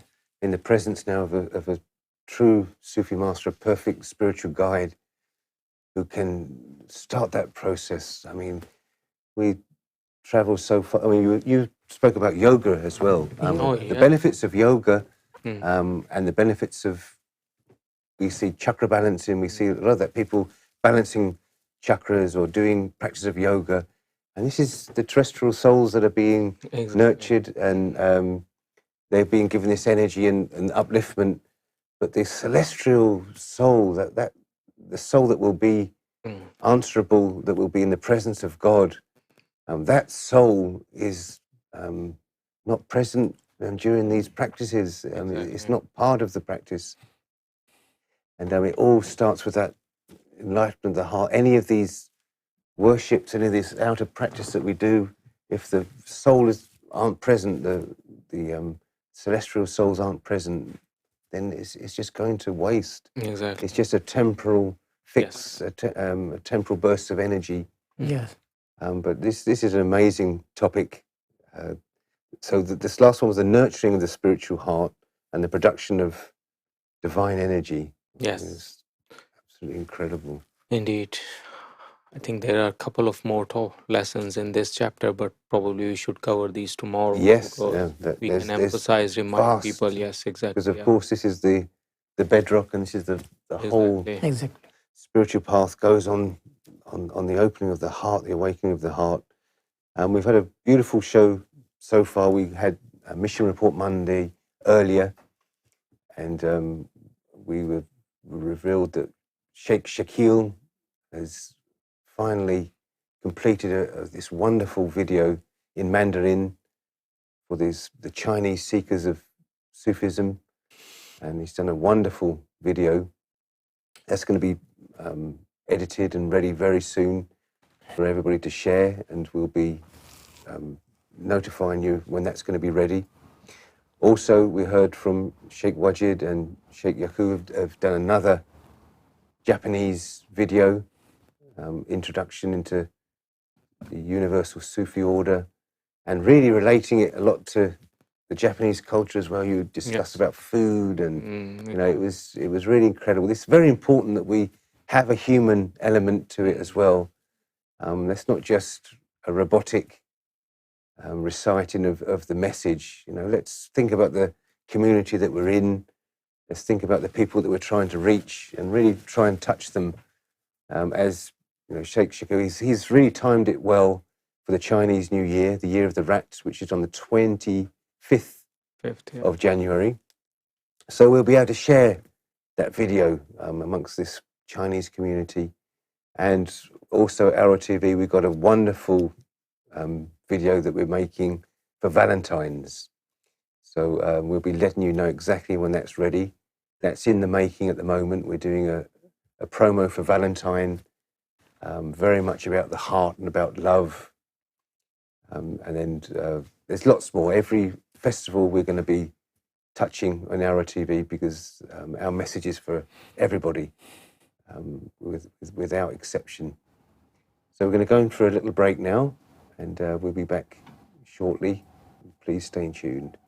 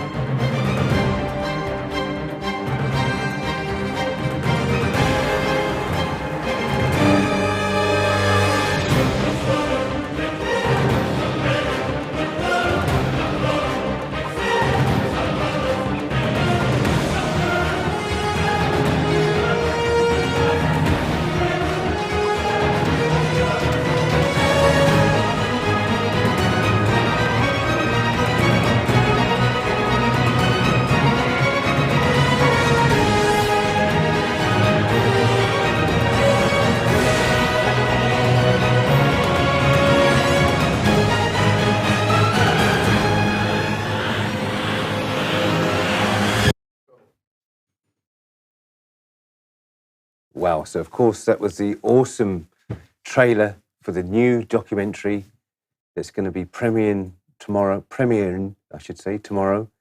on ALRA TV, YouTube's channel. And it's going to be at 12:15 a.m. PM. It'll be 12:15 p.m. British time on ALRA TV's YouTube channel. 21st of January 2020, the premiere of the brand new documentary, The Man on the Moon. And Sheikh Afan was earlier on our Mission Report Monday, live from America, telling us all about the documentary. It's going to be absolutely amazing. There's going to be English subtitles to it as well. And we're going to, as many people to watch it at 12:15 would be brilliant and really get it trending, share it, like it. We can actually press the waiting button now. If you go on to Man on the Moon on the channel and press the waiting button, and then you will watch it as it comes, 12:15 UK time tomorrow. So right now we're going to show the full program that took place earlier in Kathmandu in Nepal. Sufi Master Younus AlGohar delivering this wonderful speech on this very first of many, many programs in Nepal. And many congratulations to Sufi Master on a successful first day of the tour. And we'll join you again tomorrow, 9 o'clock on the Prelude show. See you tomorrow. Thank you for tuning in. Thanks. See you. Thank you. God Hafiz. अगर कानों में रहेगा तो उससे फैज नहीं होगा। उसकी बुनियाद यही है कि हर इंसान के दिल में पहले नूर आ जाए। ये सारे इंसान अल्लाह की मखलूक हैं, कोई किसी से कम नहीं है, कोई किसी से बड़ा नहीं है, छोटा नहीं है। अल्लाह के नजदीक जो स्टैंडर्ड है वो है मोहब्बत का, तहारत का, पाकीज़गी का और तक़वा। जो तक़वा में बड़ा है वो सबसे बड़ा है, और तक़वा है हमारे मन की पाकीज़गी का, हमारे कल्ब की पाकीज़गी का। सरकार गौहर शाही का पहला जो काम है वो इस बिखरी हुई इंसानियत को जोड़ना है, नफरतों को खत्म करना, एक दूसरे के साथ प्यार और मोहब्बत। बाबा गुरु नानक देव जी का भी यही पैगाम था। आप सिख गुरुद्वारा जाएं अगर, उसका दरवाजा तमाम लोगों के लिए खुला है। आओ, लंगर खाओ, मौज मस्ती करो। लेकिन निजामुद्दीन औलिया की तरफ जाएं, उनका दरवाजा भी सबके लिए खुला है। कोई भी धर्म नफरत नहीं सिखाता है, लेकिन उस धर्म के जो कर्ता धर्ता है, ठेकेदार बने हैं, जिनके दिल करप्ट हैं, वो ये व्यापार करते हैं।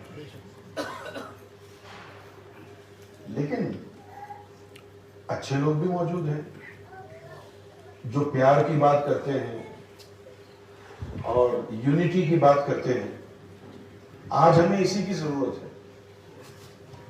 हमारे दुनिया में नफरतें बढ़ गई हैं और बढ़ रही हैं, धर्म के नाम पे, दीन के नाम पे, जात के नाम पे, रंगत के नाम पे।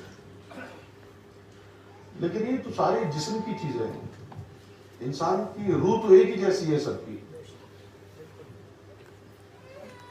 आज दीन और धर्म इंसानों को रब की मोहब्बत नहीं सिखा पा रहा, और उसकी वजह यह है कि दीन का, धर्म का जो सबसे ज्यादा जरूरी जो हिस्सा है वो है मन की शिक्षा, मन का ज्ञान, वो हमसे चला गया है। अब ज्ञानी कोई कोई है। स्वामी वो होता है जो ज्ञानी भी हो। ज्ञानी ना हो, सिर्फ स्वामी हो, तो ऐसे ही स्वामी ने दुनिया को बर्बाद कर दिया।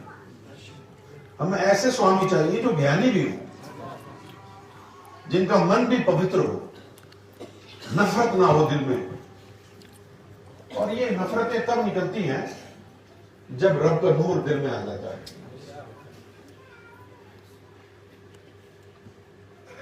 इस पैगाम के जरिए हमने रब से वादा किया है कि इस मिशन को पूरी दुनिया में लेके जाएंगे और हर इंसान के दिल में अल्लाह को बसाएंगे। और इस काम से सरकार इमाम मेहदी गौहर शाही को इश्क है।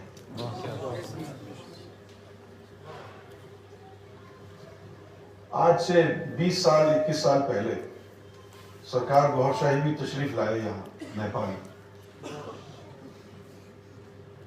और वापस एयरपोर्ट जा रहे थे एक टैक्सी में बैठ के। तो उस टैक्सी में, जैसे वो हमारे इंडिया पाकिस्तान में गाड़ियों के ऊपर स्टिकर बने होते हैं ना, दिल के तीर लगा हुआ है, دل بنا ہوا ہے، ایسا ایک اس ٹیکسی میں اسٹیکر لگا ہوا تھا خالی. تو سرکار نے اپنی جیب سے پین نکالا اور جو وہ ٹیکسی پر اسٹیکر لگا ہوا تھا دل کا، اس پہ پین سے اللہ لکھ دیا.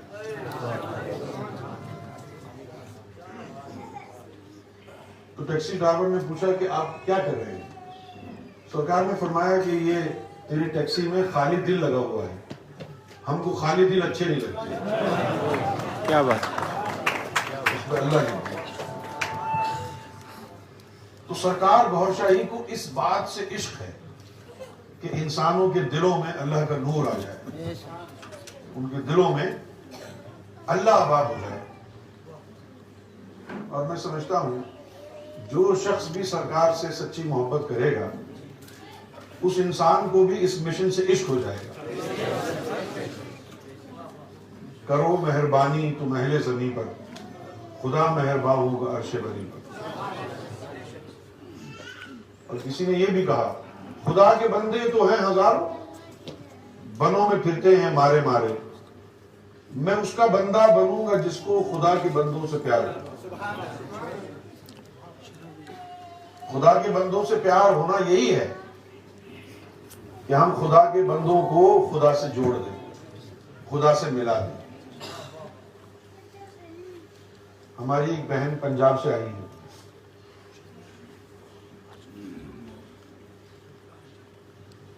کام کرتی ہے. جتنے بھی یہاں لوگ ہیں نہ کسی نے کوئی چلہ کیا نہ مجاہدہ کیا، لیکن اب جب وہ لوگوں کو ذکر دیتے ہیں تو لوگوں کا ذکر چلتا ہے. یہ ہے تصرف گوھر شاہی، اور یہی ہم نے مشن میں کام کرنا ہے، ان چیزوں کو آگے بڑھانا ہے.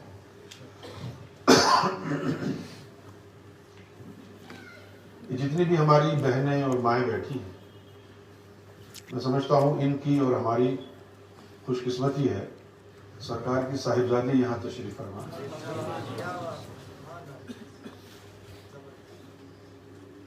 اور سرکار ان سے بہت پیار کرتے ہیں، بے انتہا پیار کرتے ہیں. اگر آپ لوگ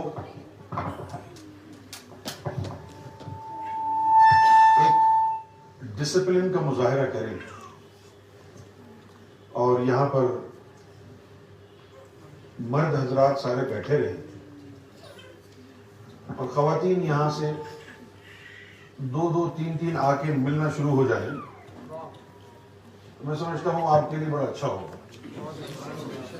آپ مرد حضرات تشریف رکھیے یہیں پر، اور خواتین تین تین کر کے یہاں جی کھڑی ہو جائیں گی اور نازمہ جی سے ملاقات کر کے اور آرام سے نکل جائیں گے.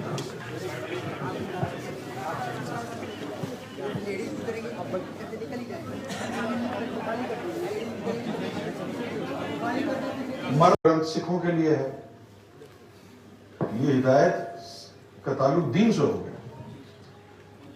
ایک ہدایت ایسی بھی ہے جس کا تعلق دین سے نہیں ہے، اس کا تعلق رب سے ہے، اور وہ ہدایت کتاب کی نہیں ہے، وہ ہدایت نور کی ہے. اور وہ رب جس کو چاہتا ہے اس کو دیتا ہے، بولے اس کا کوئی بھی دھرم ہو. جس کے دل میں نور آ گیا وہ رب والا ہو گیا. سرکار گوھر شاہی یہ ہدایت لے کے آئے، نور والی ہدایت. جب آپ یا گوھر کرتے ہیں تو مزہ آتا ہے، اس لیے کہ نور دل میں ہے. جیسے جیسے نور بڑھے گا دیوانگی اور جنون سرکار کی محبت کا وہ بھی بڑھتا جائے گا. آپ لوگ دھرم اور دین کے بھید بھاؤ کو چھوڑ دیں، سب اللہ والے بن جائیں. جب سب کے دلوں میں اللہ آ جائے گا تو سب اللہ والے ہو جائیں گے. اب آپ کے شہر میں، آپ کے گاؤں میں पुलिस वाले होते हैं, वहां पुलिस लिखा हुआ है, आप उसको पुलिस वाला कहते हैं, भले उसका दीन कोई भी हो। क्यों जी? पुलिस की वर्दी में है, पुलिस लिखा हुआ है, तो हम उसको पुलिस वाले कहते हैं ना, भले वो कोई भी दीन का, कोई भी धर्म का हो। इसी तरह जब तुम्हारे दिल पे अल्लाह लिखा गया तो तुम अल्लाह वाले हो गए, किसी भी दीन से, किसी भी धर्म से हो। तो सरकार गौहर शाही तमाम इंसानों के लिए है, और ये जितने भी वली आए हैं ये सब अल्लाह वाले थे। बाबा फरीद हो, बुल्ले शाह हो, बाबा गुरु नानक देव जी हो, संत कबीर हो, ये सारे अल्लाह वाले थे। साईं बाबा हो, कोई भी हो, जिसके दिल में अल्लाह आ जाता है वो अल्लाह वाला हो जाता है। कोई उसको अल्लाह बोलता है, कोई उसको भगवान बोलता है, कोई राम बोलता है, कोई रहीम बोलता है, कोई वाहे गुरु बोलता है, बात तो एक ही है। क्यों जी?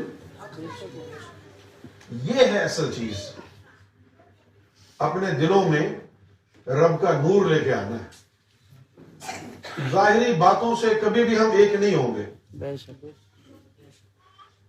एक तब होंगे जब सबके दिलों में एक रब आ जाएगा। और ये रब को दिल में उतारना जो है, ये दुनिया का मुश्किल तरीन और आसान तरीन काम है, कि जो वलियों की भी समझ में नहीं आती।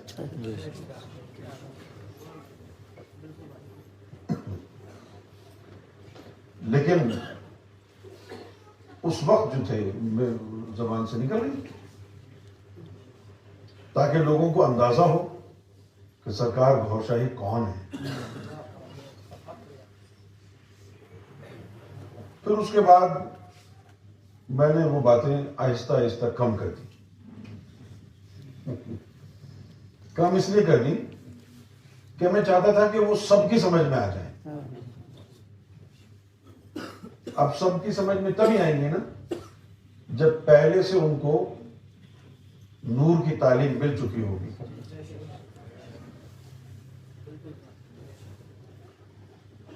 अगर पहले से ही वो बातें बताएंगे, नूर अंदर होगा नहीं तो शैतान धोखा देगा। लेकिन अब मैंने सोचा है कि आप लोगों के साथ वो बातें मैं करना चाहता हूं।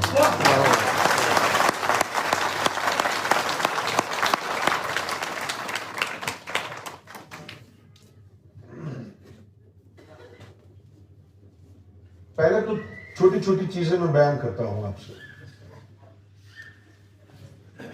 एक मर्तबा सरकार गौहर शाही जब यूएई में अबू धाबी में तशरीफ फरमा थी, तो एक शख्स आया और वो कहने लगा कि सरकार मेरे साथ एक अजीब मामला होता है। आपने फरमाया क्या मामला होता है? उसने कहा कि मैं तो अल्लाह का जिक्र करता हूं, लेकिन करते करते खुद ब खुद या गौहर शुरू हो जाता है। अल्लाह करते करते या गौहर शुरू हो जाता है। तो मैं नहीं चाहता कि ऐसा करूं, लेकिन मुझे इख्तियार ही नहीं होता है, निकल जाता है और फिर या गौहर। उसके लिए सरकार गौहर शाही ने ये फरमाया कि ऊपर जो है एक जगह है मकाम जिब्राइल, जो इस आलम को अल्लाह के आलम से जोड़ती है। पता नहीं आपको समझ में आएंगी ये बातें, नहीं आएंगी। 6 आलम हैं। 3 आलम कहलाते हैं कोनिया, और ऊपर के 3 आलम कहलाते हैं जातिया, और जो 7वां आलम है वो इंसान खुद है। हजरत अली ने फरमाया कि ऐ इंसान, तू अपने आप को बड़ा छोटा तस्वुर करता है, جبکہ تیرے اندر پورا جہان بند ہے. تیرے اندر پورا جہان بند ہے. ولیوں نے یہ کہا کہ انسان خود جو ہے وہ ساتواں عالم ہے. لیکن سرکار گوھر شاہی نے فرمایا کہ نہیں، ساتواں عالم نہیں ہے انسان. وہ جو 3 اور 3 6 عالم ہیں وہ سارے اس کے اندر ہیں.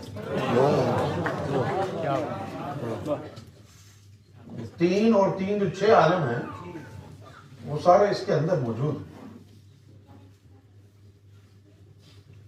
اب وہ جو عالم ہے ان لطیفوں کو منور کر کے وہاں بھی پہنچا جا سکتا ہے.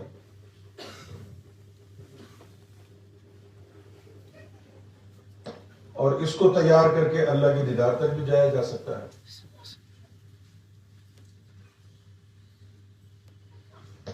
اس کے بعد کیا ہوگا؟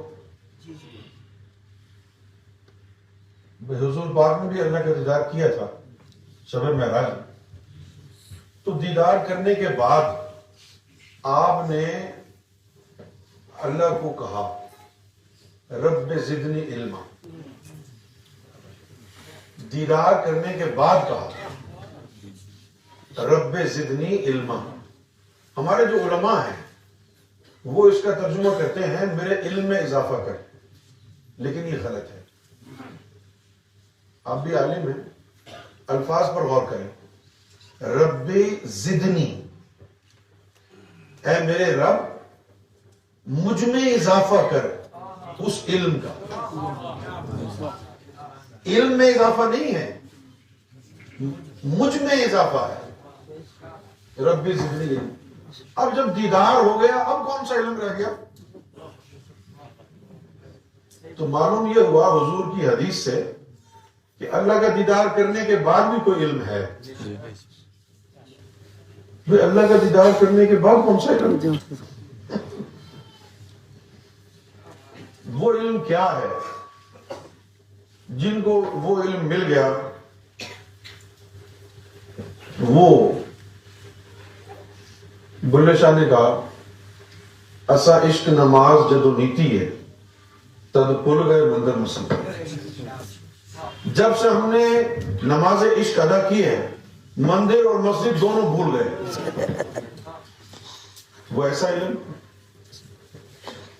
اس علم کے اوپر میں آپ لوگوں سے بات کروں گا کہ وہ کون سی نماز ہے، وہ کون سا علم ہے. پھر ایک اور بھی واقعہ ہے کہ جب حضور شب معراج میں عرش الہی پہ پہنچے تو وہاں کی مخلوق نے حضور کی بارگاہ میں عرض کیا کہ یا رسول اللہ ٹھہر جائیے، اللہ ابھی صلاۃ میں ہے. اللہ ابھی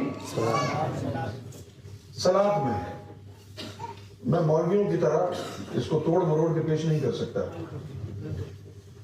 لیکن حرف عام میں اردو میں اگر کہا جائے تو اس کا مطلب ہوگا ٹھہر جائیے، اللہ ابھی نماز پڑھ رہا ہے. اب وہ کون سی صلاۃ میں تھا، اس کے اوپر گفتگو کریں گے. اللہ کیا ہے، مرتبہ الہ کیا ہے، الوہیت کیا ہے، عالم غیب کیا ہے، اور اللہ نے جو فرمایا فانتظروا کہ انتظار کرو، انی معکم من المنتظرین کہ میں بھی انتظار کرنے والوں میں تمہارے ساتھ شامل ہوں. اللہ کو کس کا انتظار ہے؟ یہ تو قرآن کی باتیں ہیں. اس موضوع پر ہم بات کریں گے اور اس موضوع پر بھی بات کریں گے کہ آخری زمانے میں جو اللہ کا پلان ہے کہ تمام دھرم سارے اکٹھے ہو جائیں اور وہ سارے اللہ والے بن جائیں، اس کے اوپر بھی ہم بات کریں گے. لیکن ابھی ہم یہاں پر بلانا چاہتے ہیں स्वामी जी को, बड़े नाराज दूर दूर खड़े हुए हैं।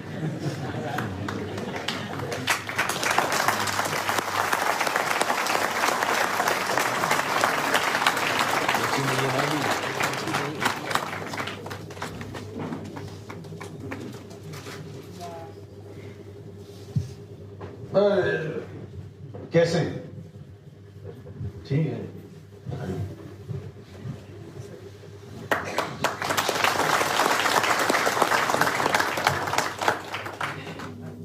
आप कोई भी बोलो।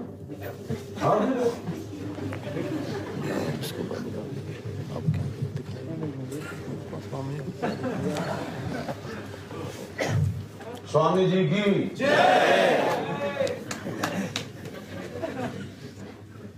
कितनी अच्छी बात चल रही थी, हम उसका आनंद लेंगे, लेकिन गुरु जी का जब आदेश होता है तो मेरे को पालन करना पड़ता है। बस इतना ही गुरु जी, मैं आपको अभी कहूँगा आपके चरणों में। ज़्यादा तो बात बाद में भी करेंगे, भगवत गीता के बारे में आपने बताया, वो भी सेशन आएगा। आज बस इतना ही कहूँगा मैं कि जितने देश से आए हैं वो देश में आपकी रोशनी जल्दी से जल्दी पहुंच जाएगी। और पाकिस्तान से खास करके जो लोग आए हैं उन्होंने, मैंने बोल दिया है गुरु जी कि 1 साल में नरेंद्र मोदी और इमरान खान जब हमारे गुरु नानक देव जी के दरबार में आप जैसे मुझे गले लग रहे हैं वैसे हम मिलाएंगे जल्दी। ये 1 साल में गुरु जी होगा और भारत और पाकिस्तान की बॉर्डर भी खुल जाएगी, बहुत अच्छा रिश्ता हो जाएगा। और ये दुनिया में इसलिए होने जा रहा है कि गौर शाही राजयाज गौर शाही ने गुरु जी हम लोगों को तैयार किया भारत से।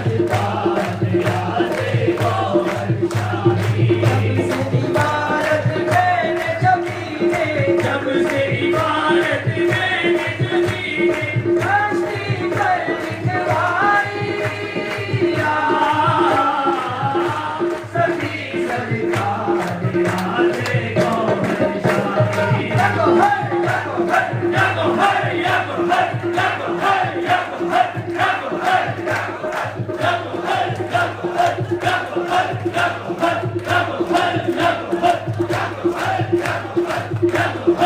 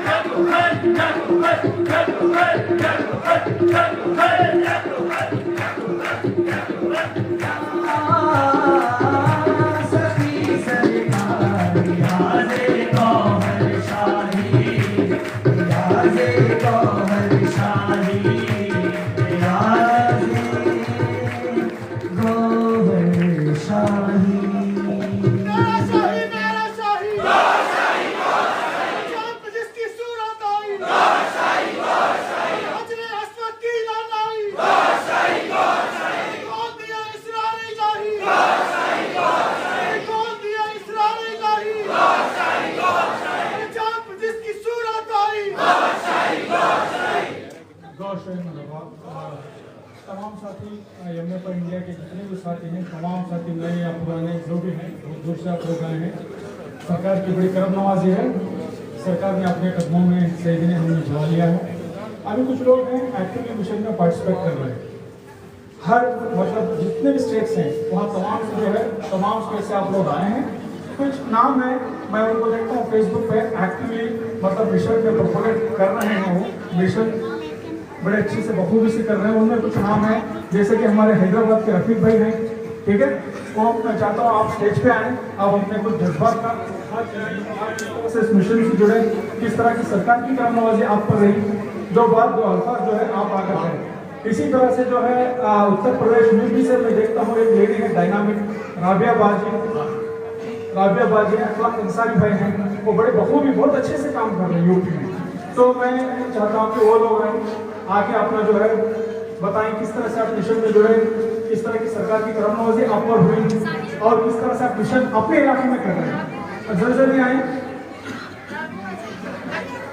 इसी तरह हाजी साहब को नहीं जानता, वो भी सबको काशी में लेके चल रहे हैं। लखीमपुर केरी उत्तर प्रदेश यूपी लखीमपुर केरी है राबिया बाजी।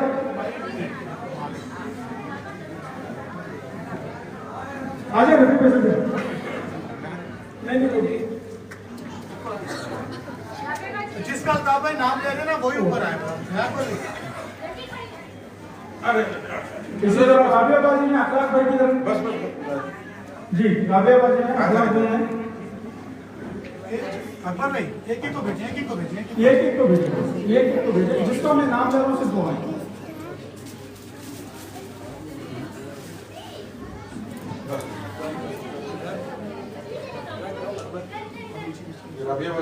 हाँ राबिया बाजी अखलाक भाई की तरह भाई के साथ हाँ ये कौन है? भाई से अच्छा भाई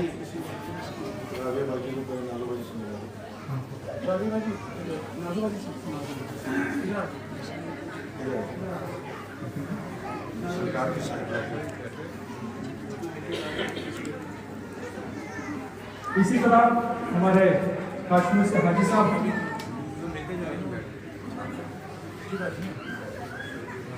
और हमारे कर्नाटक से आए हैं तनवीर भाई हैं और जबीउल्लाह भाई रफीक भाई के साथ वो सोशल मीडिया में बड़े अच्छे से काम कर रहे हैं।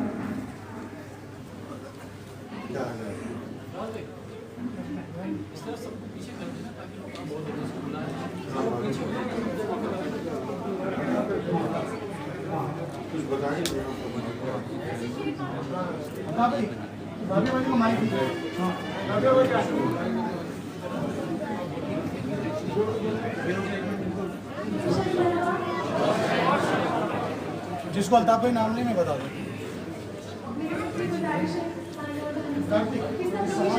सरकार गौहर शाही ने मुझसे कहा कि तुम बताओ कि एक पांव पर खड़े रह के तिलावत करने की क्या जरूरत थी। तो मैंने अर्ज किया कि सरकार मैं नहीं जानता। आपने फरमाया बैठ के भी कुरान पढ़ सकते हैं ना, तो एक पांव पे खड़े होकर कुरान पढ़ने की क्या बात जरूरत है। ये जिस्म को और नफ्स को नागवार गुजरता है। जिसे भी कहता है कि आराम से बैठ के कुरान पढ़ लो, क्योंकि खड़े रह के सारी रात कुरान पढ़ना तो जिस्म के लिए बड़ा नागवार काम है। और जो काम जिस्म के लिए नागवार हो, मुशक्कत आमेज हो, मुश्किल हो, उससे नफ्स में कमजोरी पैदा होती है। جس طرح روزہ ہے، اللہ تعالیٰ نے فرمایا کہ اے مومنو، ہم نے تم پر روزہ فرض کیا اور تم سے پہلی امتوں پر بھی روزہ فرض کیا تھا، اور اس کا مقصد یہ ہے لعلکم تتقون، تاکہ تم پاک ہو جاؤ۔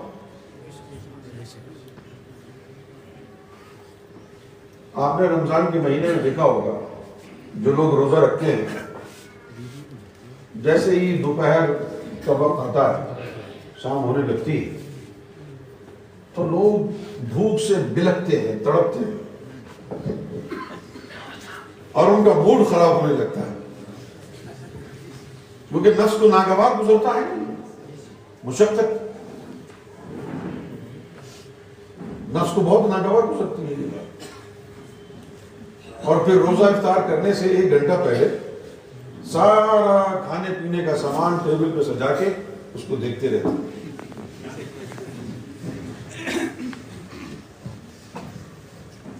اتنی مشقتوں کے بعد، 12 سال کی مشقتوں کے بعد، جب نفس میں کوئی طہارت پیدا ہوتی تھی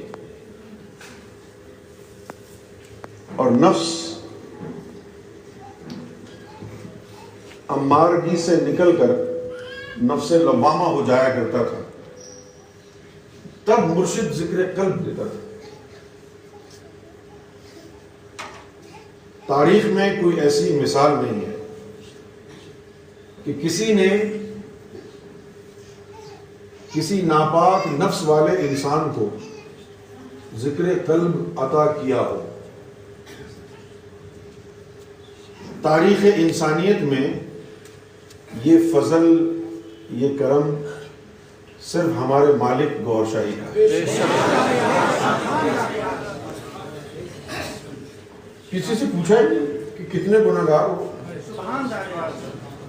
اور پھر یہ بھی وعدہ نہیں لیا کہ آئندہ بھی گناہ کرو گے یا نہیں، جو بھی کر رہے ہو کرتے رہو، یہ بھی اندر جائے۔ فرمایا کہ جیسے جیسے دل میں نور جائے گا، ساری بری عادتیں یہ دل خود ہی چھڑوا دے گا۔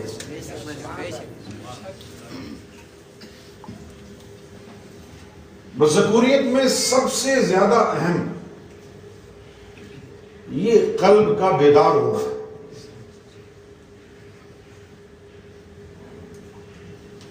سب سے زیادہ ضروری کیوں ہے یہ؟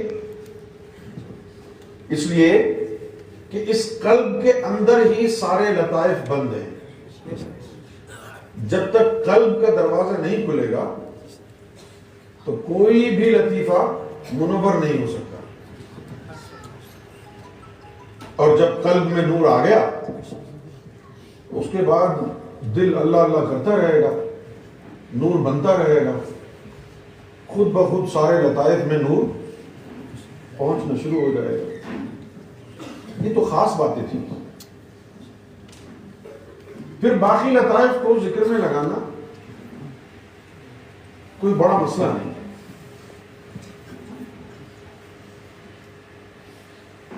یہ 7 لطائف ہیں، ان کو بیدار کیا جاتا ہے، پھر ان 7 لطائف سے 9 جزے نکلتے ہیں، 4 جزے لطیفہ نفس کے، 3 جزے لطیفہ قلب کے، اور 2 جزے لطیفہ روح کے، 9 یہ جزے نکل جاتے ہیں۔ پھر ان کو بھی ذکر میں لگاتے ہیں، کیونکہ ذکوریت کا باب ہے نا یہ۔ اس کے بعد اپنی عرضی ارواح کو ذکر میں لگاتے ہیں۔ ہمارے پاکستان میں ایک بہت بڑے بزرگ گزرے ہیں، بلے شاہ۔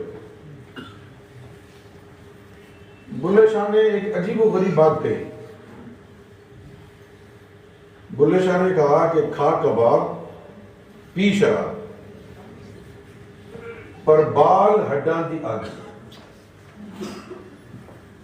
کہ شراب و کباب استعمال کر لے خیر ہے، لیکن شرط یہ ہے کہ اپنے جسم کی ہڈیوں میں آگ لگانے کے قابل بن، اپنی ہڈیوں کو جھلسا دے، آگ لگا دے اس میں۔ چوری کر تے پن گر رب دا، چور بن جا اور رب کے گھر کا دروازہ توڑ دے. رب کا گھر کون سا؟ یہ دل. اس دل کا دروازہ، اس دل کا تالا کھول لے. اس ٹھگاں دے ٹھگ نو ٹھگ، ٹھگی ہے نا. کسی کو مندر میں بھیج دیا، کسی کو مسجد میں، کسی کو کعبے میں، کسی کو کہیں، کسی کو چرچ میں، اور خود تو کہیں نظر ہی نہیں آتا. ہو خود تو کہیں نظر ہی نہیں آتا. بس 2-4 جگہ کہا، قلب مومن بیت الرب، قلب مومن عرش اللہ، کہ مومن کا جو قلب ہے وہ میرا گھر ہے. آپ نے مسجد میں، مندر میں دیکھا ہے اللہ کو بیٹھے ہوئے؟ کیوں نہیں دیکھا؟ کہ وہ عبادت گاہ ہے، عبادت کرنے کی جگہ ہے. انسان اشرف المخلوقات ہے. میں چاہتا ہوں کہ آپ کے سوچنے کا انداز بدلے. غور کریں، کوئی مسجد، کوئی مندر، کوئی کعبہ انسان سے افضل کیسے ہو سکتا ہے؟ وہ مٹی گارے کا بنا ہوا ہے، تم نے بنایا ہے اس کو، اور تجھے تو رب نے بنایا ہے نا. مسجد کا احترام کیوں کرتے ہیں؟ کیا ہم وہاں نمازیں پڑھتے ہیں؟ مندر کا احترام کیوں کرتے ہیں؟ وہاں پوجا کرتے ہیں. یہی بات ہے نا. ہم اپنا احترام کیوں نہیں کرتے؟ اس لیے نہیں کرتے کہ ہمارے اندر کوئی نمازیں نہیں پڑھتا، ہمارے اندر کوئی ذکر نہیں کرتا نا. مسجدوں میں تو نمازیں پڑھ رہے ہیں نا لوگ، ہمارے اندر نہیں پڑھ رہا کوئی. لوگ ہمارے اندر بھی موجود ہیں. 7 لطیفے، 9 جزے، یہ 16 مخلوقیں ہمارے اندر بھی سوئی ہوئی ہیں نا. جب ان کو بیدار کریں گے، اللہ اللہ میں لگائیں گے، تو یہ بھی نمازیں پڑھیں گی، یہ بھی ذکر کریں گی. تو وہ بھی گھر اللہ کا، یہ بھی گھر اللہ کا. لیکن اس گھر میں اللہ کبھی آیا نہیں. اور یہ جو انسان کا دل ہے، اس گھر میں اللہ آ سکتا ہے اگر تجھے گوہر شاہی مل جائے. تیرا ساہی میرا ساہی، گوہر شاہی گوہر شاہی، تیرا ساہی میرا ساہی، گوہر شاہی گوہر شاہی. یہ طریقت ہے. طریقت کا پہلا جز ذکوریت ہے. یہ ساری باتیں میں آج کے دن ختم کر دوں گا تاکہ پھر ہم حقیقت اور معرفت کی بات کریں. یہ طریقت کا پہلا جز ہے ذکوریت.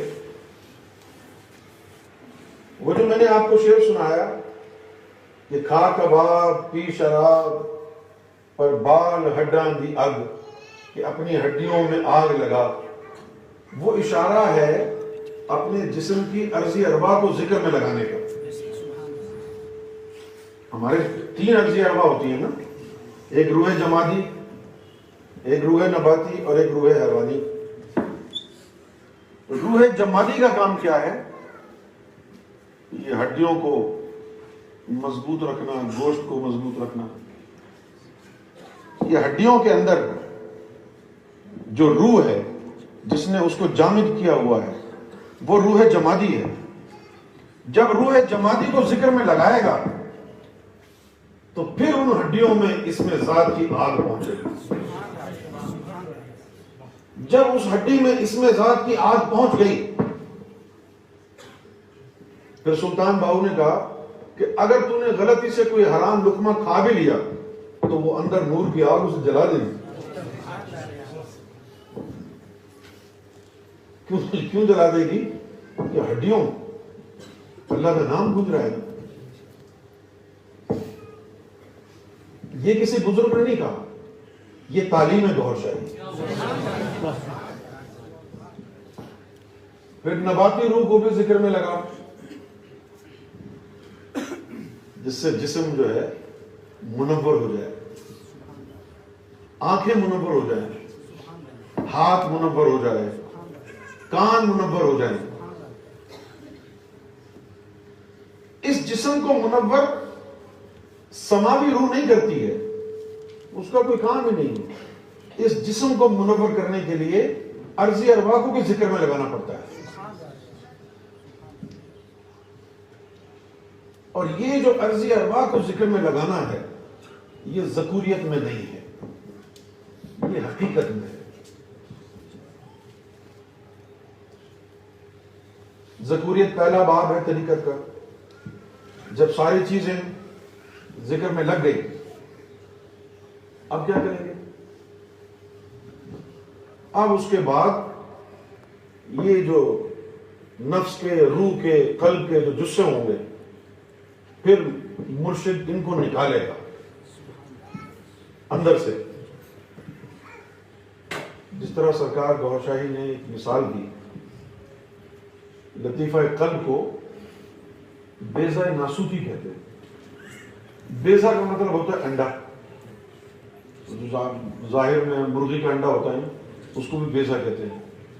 اس کی مثال دی آپ نے, فرمایا کہ یہ اللہ تعالیٰ نے یہ مثال اس لیے دی ہے کہ یہ روز انڈا توڑ کے صبح ناشتے میں کھاتا ہے, کبھی تو خیال آئے گا اسے کہ میرے اندر بھی ایک انڈا ہے. پھر فرمایا کہ اگر کوئی انڈے کی خاصیت سے واقف نہ ہو, جانتا نہ ہو کہ انڈا کیا چیز ہے, اور اس کو کہا جائے کہ یہ ہوا میں اڑے گا, یہ چوچو کرے گا, تو وہ کہے گا اس کے نہ پر ہیں نہ اس کی کوئی زبان ہے, یہ چوچو کیسے کرے گا, یہ ہوا میں کیسے اڑے گا. وہ انڈا ہوا میں نہیں اڑے گا, انڈے کے اندر ایک چوزا بند ہے جس کو نکالنا پڑتا ہے.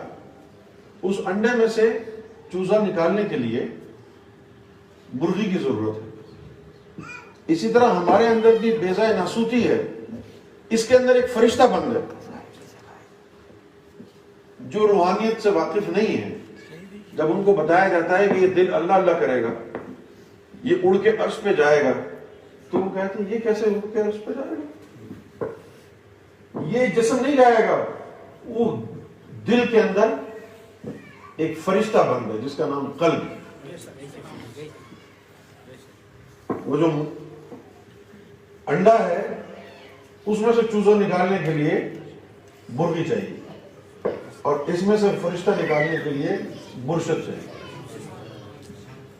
اس انڈے کے اوپر 3 جالے ہیں, اس کے اوپر 1,80,000 جالے ہیں. مرغی کیا کرے گی؟ وہ انڈے کے حساب سے اس کو گرمی پہنچائے گی جس سے وہ جالے پھٹیں گے. مرشد کیا کرے گا؟ تیرے سینے کے حساب سے, ظرف کے حساب سے اس کو اپنی نگاہوں سے نور پہنچائے گا جس سے وہ جالے پھٹیں گے. اس انڈے میں سے چوزا نکلے گا تو بغیر سیکھے سکھائے چو چو کرے گا, کیونکہ چو چو کرنا اس کی فطرت ہے. ادھر سے جب وہ فرشتہ نکلے گا تو یہ بھی بغیر سیکھے سکھائے اللہ کرے گا, کیونکہ اللہ اس کی فطرت. بات سمجھ میں آ گئی ہے نا؟ اب تو وہ بیدار ہوا ہے ذکوریت کے ذریعے. اب طریقت کا دوسرا علم ہے خشیت. اس کے ذریعے اب اس کے جسے نکالنے پڑیں گے. اس کے جسے نکالنے پڑیں گے.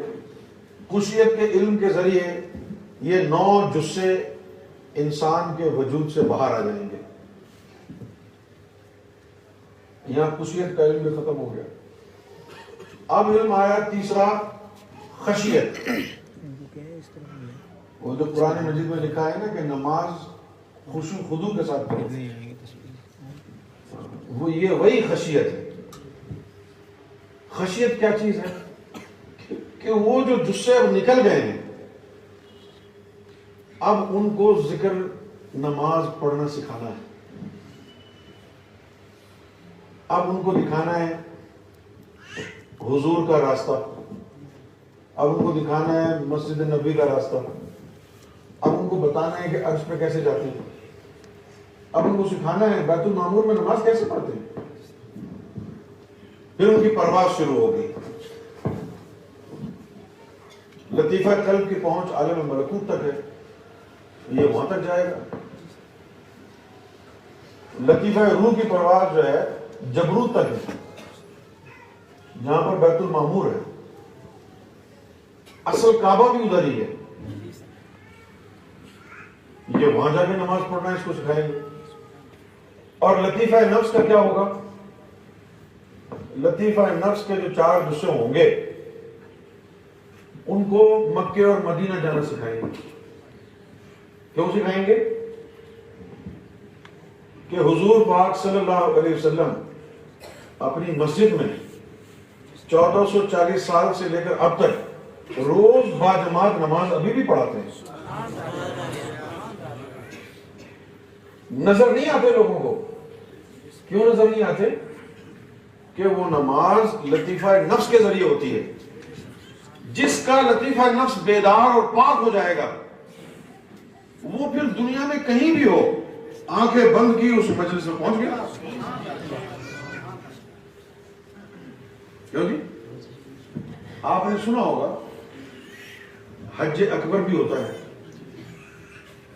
مولویوں نے تو یہ کہا, اب جیسے مولوی صاحب بیٹھے, مولوی تو کہتے ہیں کہ جو حج جمعے کو ہو وہ حج اکبر ہے. درویش کہتا ہے غلط. حج اکبر وہ ہے جس میں حضور پاک شامل ہو, وہ حج اکبر ہے. میرا شاہی میرا شاہی جس کی صورت آئی.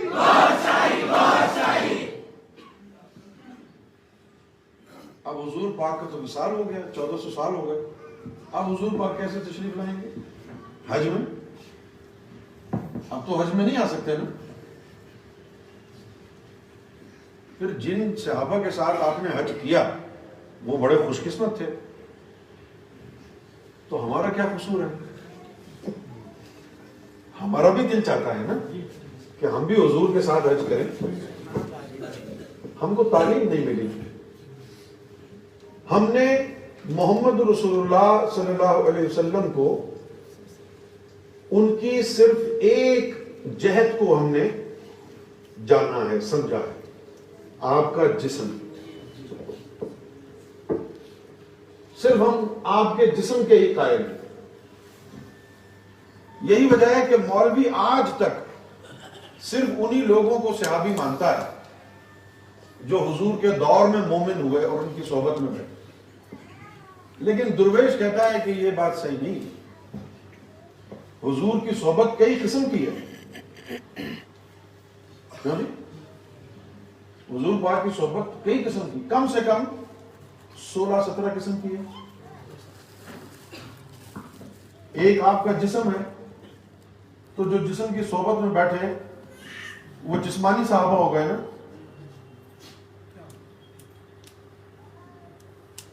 اور پھر جو حضور کے لطیفہ نفس کی صحبت میں بیٹھے وہ ناسوتی صحابہ ہو گئے. جسمانی صحابہ کون ہوئے؟ جو مدینے میں حضور سے ملے. اور ناسوتی صحابہ وہ ہوئے جو پوری دنیا میں کہیں بھی حضور سے مل لیے. اب یہ 360 ولیوں کا جو محکمہ ہوتا ہے, جس کو روحانیت کی زبان میں رجال الغیب کہتے ہیں, یہ 360 ولی ہر دور میں,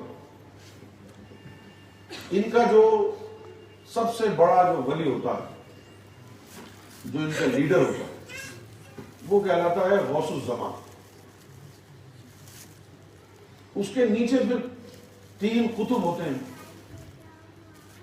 پھر وہ 3 قطب کے نیچے 40 ابرار ہوتے ہیں, ابدال. 40 ابدال کے نیچے پھر 150 ابرار ہوتے ہیں, زنجبہ ہوتے ہیں, نخبہ ہوتے ہیں. تو یہ 360 ولیوں کا ایک محکمہ ہے. یہ محکمہ کہلاتا ہے فخر باکرم کا محکمہ. اس میں جو غوث الزمان ہوتا ہے اس کے اوپر یہ پابندی ہوتی ہے کہ وہ اپنے لطیفہ نفس کے ساتھ ہر نماز حضور کے پیچھے پڑے، ورنہ وہ غوث ہی نہیں ہے، یہ شرط ہے۔ سمجھ گئے آپ؟ لطیفہ نفس، اب لطیفہ نفس کے ذریعے کیسے نماز پڑھے گا؟ جب نماز کا وقت آیا، جب نفس پاک ہو گیا، نماز کا وقت آیا، اس نے سوچا کہ حضور کی بارگاہ میں جائیں، وہ نکل کے حضور کے پاس پہنچ گیا۔ اب پھر اس کی مرضی ہے کہ وہ جسم کے ساتھ لوگوں کے ساتھ بھی نماز پڑھے یا نہ پڑھے، کیونکہ اس کا لطیفہ نفس تو حضور کے پیچھے نماز پڑھ رہا ہے نا۔ جو شریعت والے ڈیوٹی والے ہوتے ہیں وہ اپنے نفس کے ساتھ حضور کی مجلس میں بھی ہوتے ہیں اور ادھر مسجد میں نماز بھی پڑھتے ہیں، اور جن کی ڈیوٹی نہیں ہوتی ہے وہ گھر سو جاتے ہیں، وہ گھر سو جاتے ہیں اپنے، ان کا جو لطیفہ نفس ہے وہ 5 وقت کی نماز حضور کے پیچھے پڑھ رہا ہے۔ ایک لطیفہ نفس اس کا جسہ 5 وقت کی نماز حضور کے پیچھے پڑھے گا تو دوسرا خانہ کعبہ میں پڑھ رہا ہے، کیوں جی؟ پھر یہ ہمارے علماء حضرات یہ بھی کہتے ہیں کہ جس نے خانہ کعبہ میں نماز پڑھی اس کا ایک نماز کا 1 لاکھ کا ثواب، اور جس نے حضور کی مسجد میں نماز پڑھی ایک نماز 50,000 کا ثواب۔ جب تو اپنے نفس کو پاک کر لے گا اس کے جسے نکل جائیں گے، ایک مسجد میں پڑھ رہا ہے لوگوں کو دکھانے کے لیے تاکہ اس کو کوئی بے نمازی نہ کہے بس، اور جو اس کے نفس کے جسے ہوں گے وہ ایک مسجد نبی حضور کے پیچھے نماز پڑھ رہا ہے، ایک خانہ کعبہ میں نماز پڑھ رہا ہے، طواف کر رہا ہے۔ تو لطیفہ نفس جب تیرا آزاد ہو جائے گا، پاک ہو جائے گا، تو ہر سال حج کے موقع پر حج سے 1 رات پہلے حضور نبی پاک صلی اللہ علیہ وسلم اپنے لطیفہ نفس کے ذریعے حج کرتے۔ جب ہم پاکستان میں تھے، بہت پرانی بات، تو سرکار گوھر شاہی فرماتے کہ بھئی حج کا وقت آ رہا ہے اور تم لوگوں نے مراقبہ کرنا حج کے لیے۔ مراقبہ اس لیے کرواتے کیونکہ ہمارے نفوس ناپاک تھے، جن کے نفس پاک ہو جاتے ہیں وہ تو بس آنکھیں بند کر کے پہنچ جاتے ہیں، تو ہمارے نفس تو پاک نہیں تھے نا، تو ہم کو پھر سرکار مراقبہ کرا۔ مراقبے میں کیا ہوتا کہ وہ لطیفہ نفس نکل جاتا سرکار کی نظروں کے ذریعے، اور پھر حضور کے ساتھ حج کرتے۔ پھر فرمایا کہ جب تمہارا نفس مکمل پاک ہو جائے گا تو پھر ہر نماز تم حضور کے پیچھے پڑھنا۔ اب مجھے بتائیں آپ، اگر آپ کے نفس کو پاک کرنے کا طریقہ سکھا دیا جائے، آپ کے نفس کو پاک کر دیا جائے اور آپ کو روزانہ حضور کے پیچھے نماز مل جائے تو کون بدبخت ہوگا جو ایک بھی نماز چھوڑے گا؟ کون بدبخت ہوگا جو ایک بھی نماز چھوڑے گا؟ نماز لوگ اس لیے چھوڑتے ہیں کہ نماز میں مزہ ہی نہیں آتا نا۔ اگر نماز میں مزہ آنے لگ جائے تو کون چھوڑے گا نماز؟ تو نماز میں مزہ کیوں نہیں آتا ہے؟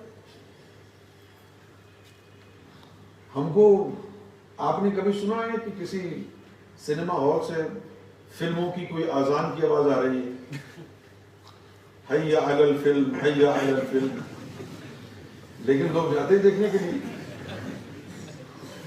کوئی بلاتا تو نہیں ہے، بلاتا تو نہیں ہے نا کوئی، تو لوگ جاتے تو ہیں، کیوں جاتے ہیں؟ کہ ان کو مزہ آتا ہے، ادھر نفس کا سامان موجود ہے۔ وہ فلموں میں عورتوں کو ناچتا کودتا دیکھتے ہیں تو اس سے نفس کو غذا ملتی ہے، اس لیے نفس کہتا چلو۔ جب تیرا نفس اور قلب بھی پاک ہو جائے گا نا، پھر نماز میں تیرے دل کی غذا ملے گی، تیرا دل تجھے نماز میں کھینچ کے لے جائے گا، وہ پھر نماز کبھی نہیں چھوڑے گا۔ ایک صحبت یہ ہو گئی، یہ نفس کی صحبت ہے۔ جب نفس پاک ہو جاتا ہے تو حضور صلی اللہ علیہ وسلم نے سارے انبیاء کو نماز پڑھائی تھی. بھئی نماز تو شب معراج سے جب واپس آئے تب اللہ تعالیٰ نے نماز کا حکم دیا ہے. تو شب معراج میں جاتے وقت جو نماز پڑھائی تھی وہ کون سی تھی؟ اس وقت تو نماز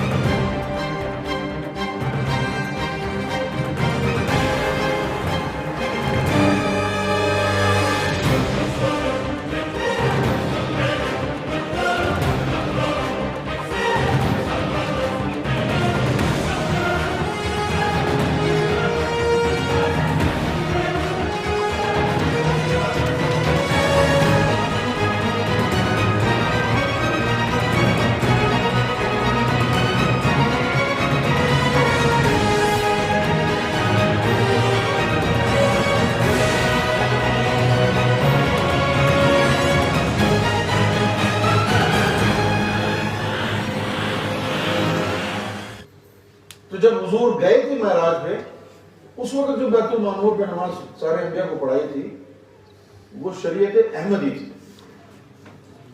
ایک شریعت آپ کے جسم کی ہے جس کو شریعت محمدی کہتے ہیں, اور ایک شریعت آپ کی روح مبارک کی ہے اس کو شریعت احمدی کہتے ہیں.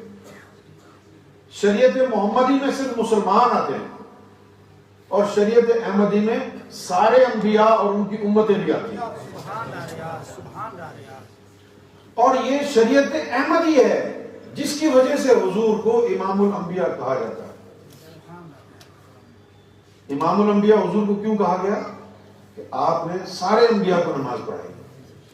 شریعت محمدی کو تو نہیں پڑھائی, وہ تو شریعت احمدی میں پڑھائی تھی نا, روح کے ذریعے.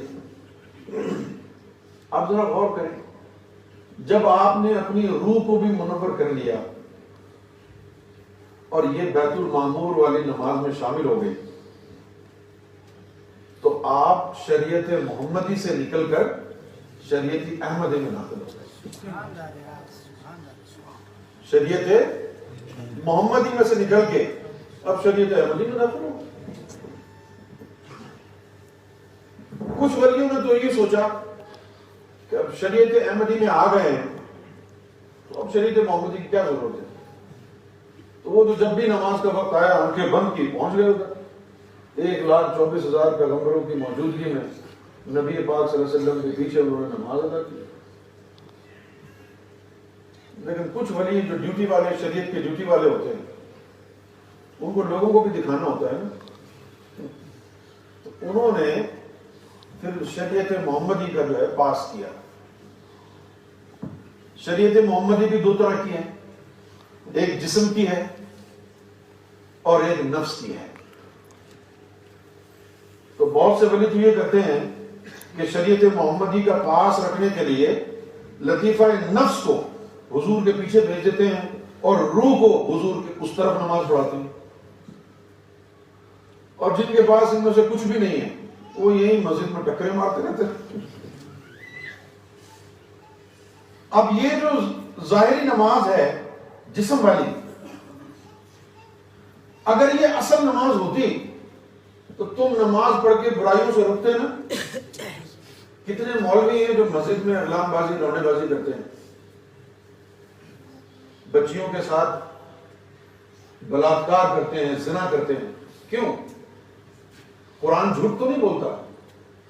لا صلاۃ الا بحضور القلب, قلب کی حاضری تھی نہیں. اللہ کے رسول نے اس کو نمازی تسلیم نہیں کیا. اور قرآن نے کیا کہا؟ ان الصلاۃ تنہی عن الفحشاء والمنکر, کہ نماز برائیوں اور بے حیائی سے روکتی ہے. تو ہماری نماز تو روک ہی نہیں رہی. کیوں نہیں روک رہی؟ ہماری نماز میں وہ چیز نہیں ہے جس کی وجہ سے ہم برائی سے روک سکتے ہیں. ہماری تو نمازیں ایسی بس ٹکریں. یہ وہ نمازیں ہیں جن کو اللہ منہ پہ دے مارے گا. بلکہ قرآن نے تو یہ کہا کہ ایسی نمازیں تمہاری تباہی کا باعث بن جائیں گی. فویل للمصلین الذین هم عن صلاتهم ساہون. ہم یراؤن. یہ ہلاکت اور تباہی ہے ان نمازیوں کے لیے جو نماز کی حقیقت سے بے خبر ہیں. ان کو پتہ ہی نہیں ہے کہ نماز کی حقیقت ہوتی کیا ہے, کہ نماز میں قلب کی حاضری بھی ضروری ہوتی ہے. ان کو پتہ ہی نہیں, ایسی ٹکریں مار.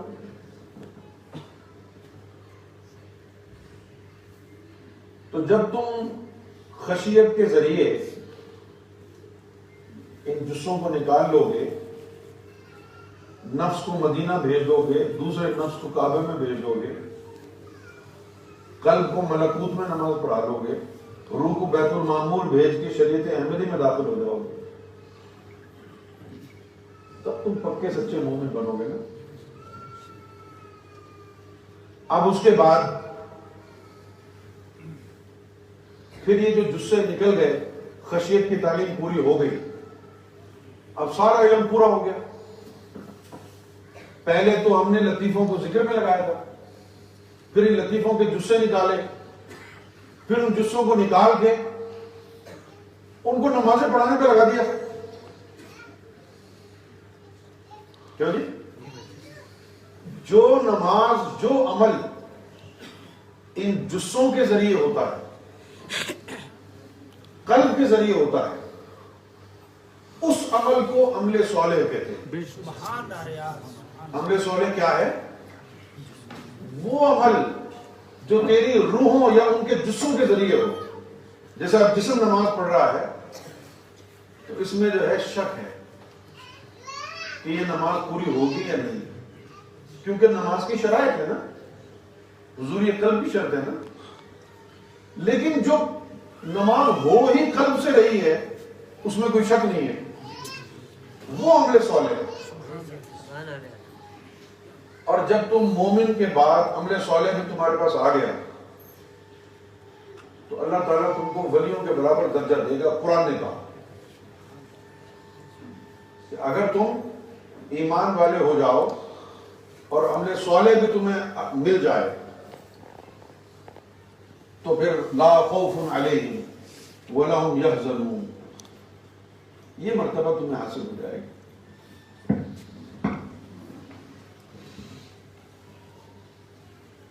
اب یہاں پر جو ہے طریقت ختم ہو گئی, اب یہاں سے حقیقت شروع ہوتی ہے. حقیقت کیا ہے؟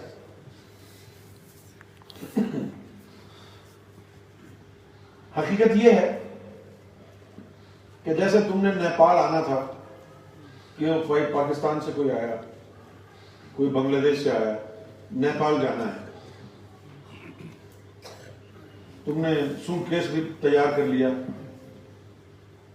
صحیح ہے نا, پاسپورٹ ویزا سب تیار کر لیا, ایئرپورٹ پہ چلے گئے, اب بیٹھے ہوئے وہاں پر, جہاز آیا ہی نہیں, جہاز آیا ہی نہیں, تو جہاز نہیں آئے گا تو نہیں جا سکتے. اسی طرح تو اب سارے لطیفوں کو بیدار کر کے, سب کو بیدار کر کے بیٹھ گیا, اب تجھے اللہ کے پاس جانا ہے نا. اللہ کے پاس طریقت نہیں لے جاتی, اللہ کے پاس حقیقت کا علم لے کے جاتا ہے. حقیقت کا علم کیا ہے؟ مرشد کی نظر. اب سارا کا سارا جو سفر ہوگا وہ ذکر و صلات سے نہیں ہوگا. اب ان لطائف کو, لطیفہ انا کو, لطیفہ روح کو مقام محمود پر دیدار کے لیے مرشد کی نظر اڑا کے لے جائے گی. اور جو مرشد کی نظر ہے, جو کچھ بھی مرشد کی نظر سے عطا ہو وہ طریقت نہیں ہے, حقیقت کہلاتا ہے. عام طور پر تو حقیقت کا علم طریقت پوری ہونے کے بعد شروع ہوتا ہے, کیونکہ اب ذکر فکر سے تو اوپر نہیں جا سکتے نا اللہ کے پاس. اب یہ سارے لطیفے, سارے جسے تیار ہو گئے, اب ان کو یعنی مقام محمود پر کیسے جائیں گے؟ اللہ کر کے تم بیت مقام محمود پر نہیں جا سکتے بھائی, اللہ تو یہیں کرتے رہیں گے نا. اللہ کرنے سے یا اللہ اللہ جتنی مرضی کلمے کی ضربیں لگاتے ہو ادھر ہی بیٹھے رہو گے. دیدار کے لیے مقام محمود پر جانا ہوگا. مرشد کی نظروں کے ذریعے وہ مرشد تمہاری روحوں کو اپنی نظر کیمیا سے مقام محمود پر لے جائے گا. یہ ہے نارمل پریکٹس. لیکن سرکار گوھر شاہی نے کیا کیا؟ سرکار گوھر شاہی نے ہمارا وہ درجہ، وہ ہمارا یعنی حصہ جو ہم نے طریقت کے ذریعے طے کرنا تھا، ذکر و فکر کے ذریعے طے کرنا تھا، وہ نظروں سے طے کرا دیا. میرا شاہی میرا شاہی گوھر شاہی گوھر شاہی جس کی صورت آئی گوھر شاہی گوھر شاہی. ہم کتنے گنہگار لوگ ہیں، نہ ہمارے اعمال اچھے ہیں، کیوں بھائی؟ نہ ہم زاہد ہیں، نہ ہم پارسا ہیں، نہ ہم شریعت پر کار فرما ہیں. ہم تو کامیاب ہی نہیں ہو سکتے تھے طریقت میں، نہیں ہو سکتے. یہ سرکار گوھر شاہی کا عظیم ترین احسان ہے کہ ہمیں قانون حقیقت کے ذریعے نظروں سے ہمارے سینوں کو منور فرما رہے ہیں. آپ بزرگان دین کی کتابیں اٹھا کے پڑھیں، اتنی آسانی سے ہی چلتے ہیں لطیفے. آپ نے بھی ذکر دے رہے ہیں نا لوگوں کو. میں فیس بک پر دیکھتا ہوں، راجندر بابو ہیں، آپ ہیں، اور دیگر کئی لوگ ہیں، ہمارے ساجد بھائی ہیں، مقصود بھائی ہیں. آپ دے رہے ہیں نا لوگوں کو ذکر. مختلف لوگ ہیں. کیا میں اور آپ ذکر چلا رہے ہیں؟ کتنے لوگوں کا ذکر چل رہے ہیں؟ ہمارے حاجی صاحب کشمیر میں ذکر دیتے ہیں، چل رہے ہیں نا؟ کون چلا رہا ہے؟ ہم عبادت کرتے ہیں؟ میں تو نہیں کرتا. ہم عبادت کرتے ہیں؟ نہیں. پرہیزگار ہیں؟ نہیں. نہ آپ کے پاس کچھ ہے نہ میرے پاس کچھ ہے. ہم تو لپ سروس کرتے ہیں. یہ سارا فیضان کرم تو سیدنا امام مہدی سرکار گوھر شاہی کی نظر کا. میرا شاہی میرا شاہی گوھر شاہی گوھر شاہی گوھر شاہی گوھر شاہی. اب جو بلا محنت ہو، بلا مجاہدہ ہو، وہ طریقت کیسے ہو سکتی ہے؟ طریقت میں تو ذکوریت ہے. طریقت میں تو بڑی محنت کرنی پڑتی ہے. فیض دو طرح کا ہوتا ہے. ایک ہوتا ہے کسبی، جو کسب محنت کر کے حاصل کیا جاتا ہے، اور ایک ہوتا ہے وہبی. وہبی اللہ کے نام وہاب سے نکلا ہے. تو وہبی کا مطلب ہوتا ہے عطائی. ہمیں جو فیض ہے وہ کسبی نہیں ہے، ہمیں فیض ہے وہبی. سیدنا امام مہدی گوھر شاہی کی عطا کردہ نعمت عظمی. مانتے ہیں نا؟ تو سرکار گوھر شاہی نے نظروں سے، اور آج جو دنیا کا حال ہے، آج فضا سازگار نہیں ہے. میری اردو ذرا ہندوستان سے آنے والے لوگوں کے لیے مشکل ہوگی. یہ اردو کے لفظ ہو سکتا ہے جدا ہو. آج دنیا کی جو حالات ہیں، مذہبی جو ہمارا اسٹرکچر ہے، ہماری عبادات، ہمارے جو قائدین ہیں مذہب کے، ہمارے جو لیڈرز ہیں، جو ہمیں دین کی تشریح بتاتے ہیں، جو ہمیں دین کی فقہ سمجھاتے ہیں، وہ سب کرپشن کا شکار ہے. نہ آج ہمارے دین کی فقہ صحیح ہے، نہ دین کو سمجھانے والے درست ہیں. 73 فرقوں میں بٹ گیا ہے ہمارا دین. کوئی شیعہ ہے، کوئی سنی ہے، کوئی وہابی ہے، کوئی دیوبندی ہے، کوئی بریلوی ہے. کون صحیح راستے پر ہے؟ اور پھر ہمارے علماء کرام ایک حدیث کا سہارا لیتے. کچھ مسلمان تو اب یہ کہنے لگے ہیں کہ دیکھو جی فرقہ واریت جو ہو رہی ہے یہ تو حضور نے فرمایا تھا کہ ہوگی، اس کی بات نہ کرو. حضور نے تو قیامت کا بھی ذکر فرمایا ہے. حضور نے تو یہ بھی کہا تھا کہ آخری زمانے میں نکاح مشکل، زنا آسان ہو جائے گا. تو کیا اس کا یہ مطلب لے لیں کہ یہ جو آسان ہو گیا ہے یہ سب جائز ہے؟ نہیں. حضور نے فرمایا تھا کہ یہودیوں میں 72 فرقے بنے اور میری امت میں ایک زیادہ فرقہ بنے گا یہودیوں سے، یعنی 73 فرقے ہوں گے. اور پھر حدیث کے الفاظ یہ ہیں کہ ان میں سے 72 جو فرقے ہوں گے وہ ناری ہوں گے، جہنمی، اور ایک ناجی ہوگا.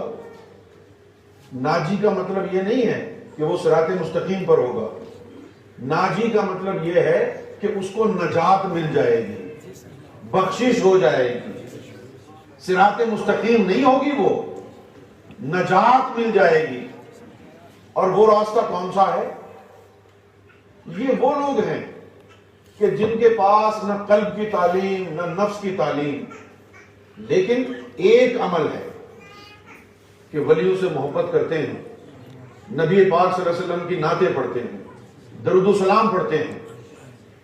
تو جن کا عقیدہ ایسا ہوگا، جو اہل بیت سے محبت کرتے ہوں گے، آل رسول سے محبت رکھنے والے لوگ، مولا علی سے محبت کرنے والے لوگ، اولیاء کرام سے، غوث اعظم رضی اللہ تعالی عنہ سے محبت کرنے والے، خواجہ غریب النواز سے محبت کرنے والے، داتا اور خواجہ اور فرید اور نظام الدین سے محبت کرنے والے لوگ، ان ہستیوں کے صدقے میں ان کو نجات مل جائے گی. صراط مستقیم پر یہ بھی نہیں ہوں گے. صراط مستقیم پر وہ ہوں گے جن کا ظاہر بھی درست ہوگا، جن کا باطن بھی درست ہوگا. آپ سمجھ رہے ہیں؟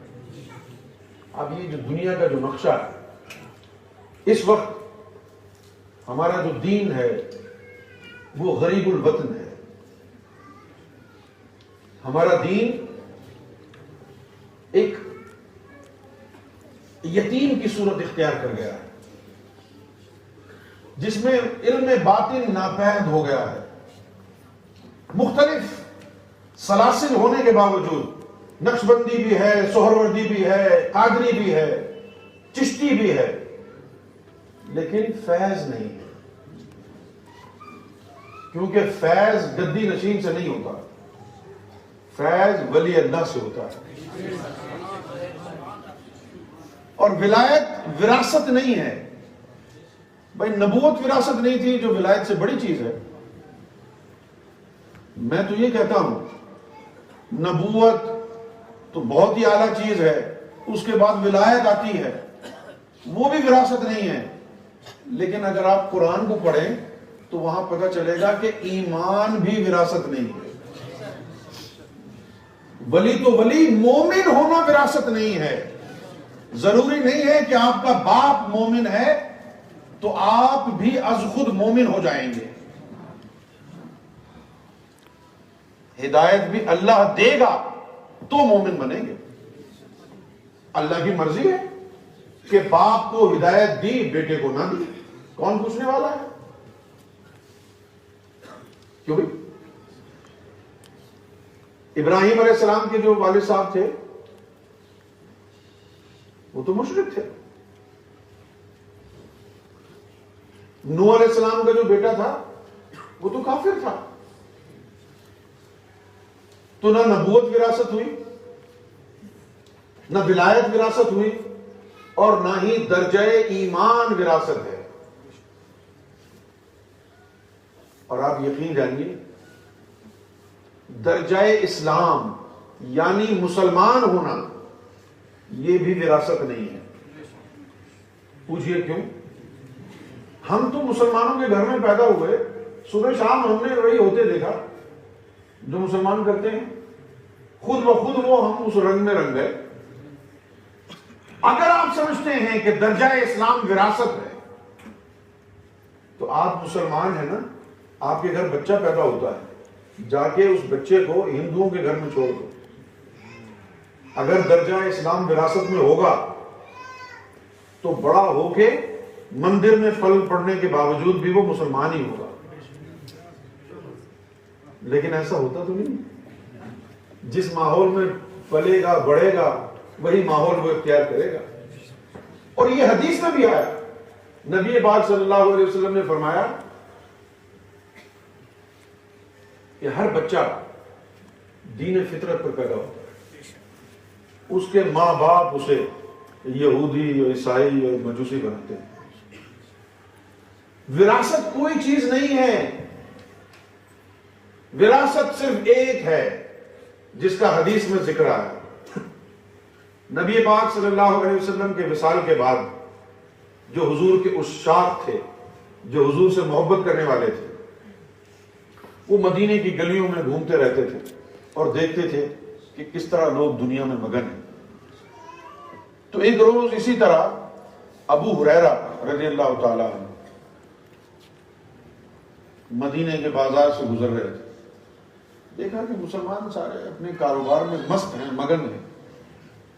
تو آپ کھڑے ہو گئے اور آپ نے کہا, ارے تم یہاں خرید و فروخت میں مصروف ہو اور تمہیں پتہ ہی نہیں ہے کہ مسجد نبوی میں رسول اللہ کی وراثت تقسیم ہو رہی.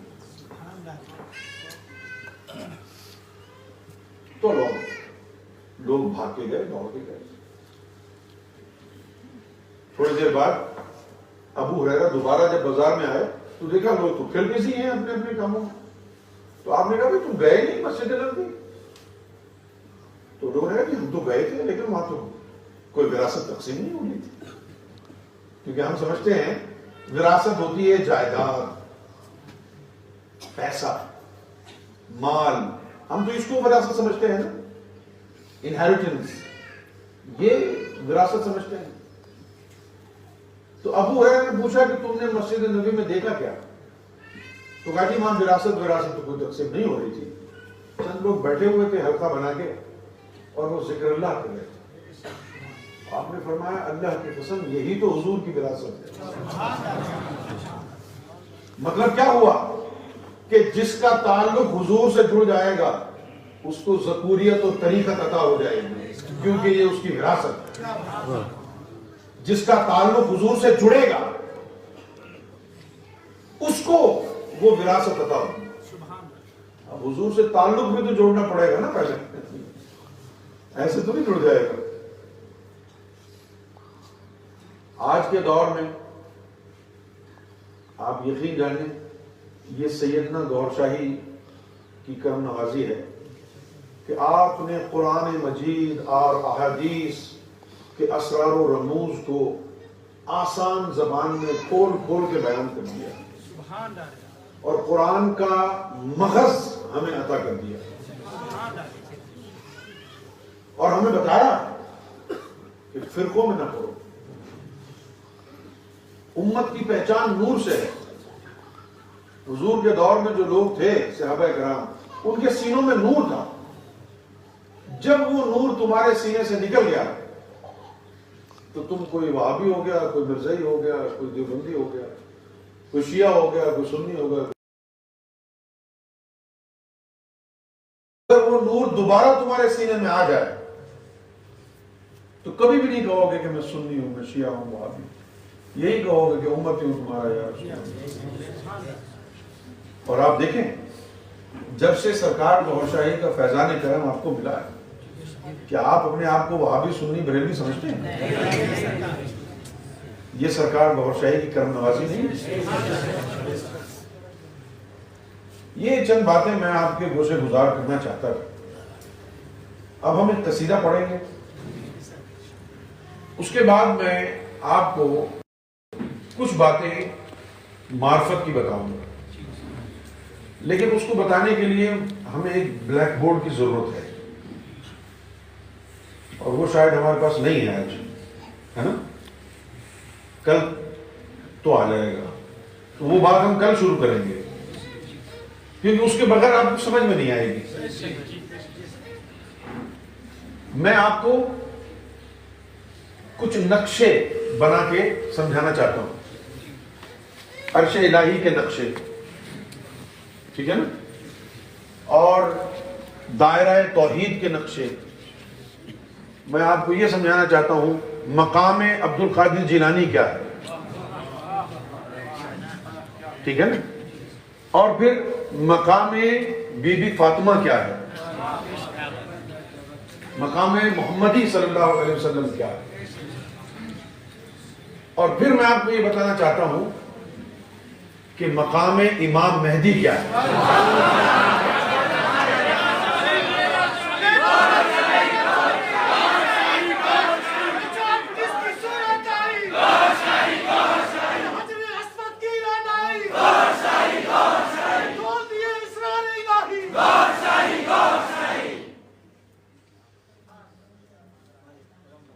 سرکار گوھر شاہی جیسا تو کوئی آیا نہیں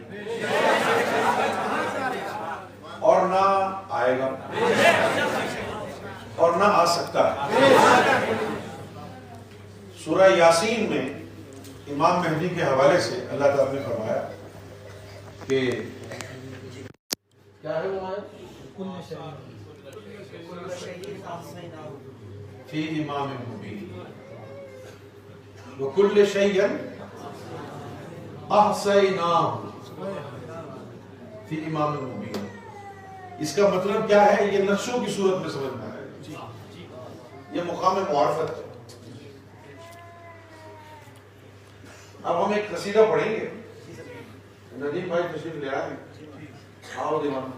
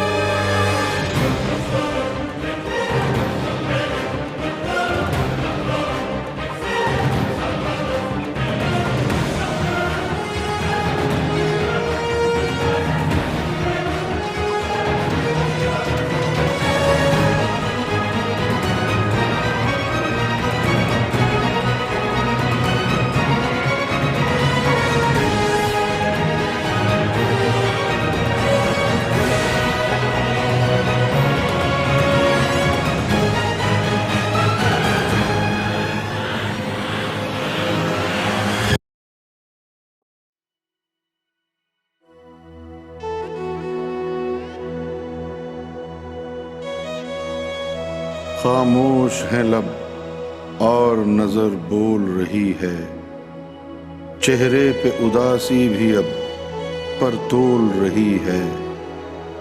یہ کیسی محبت ہے کہ وحشت بھی خفا ہے, ویرانی عنواں کی زباں کھول رہی ہے.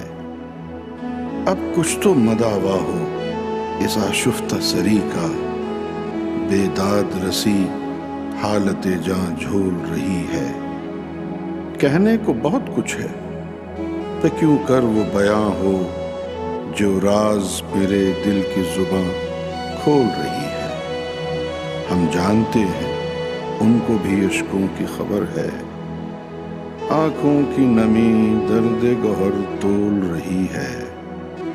اشکوں کی زباں ٹھہری جو مایوب تو یونس, اب حالت دل دل کی زبان بول رہی ہے.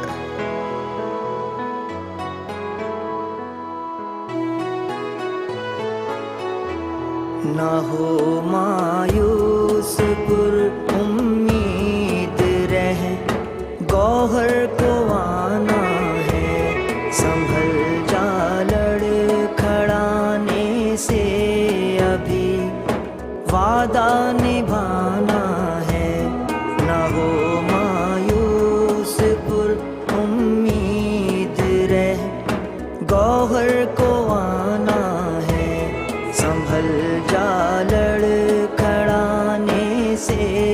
ابھی وعدہ نبھانا ہے نہ ہو مایوس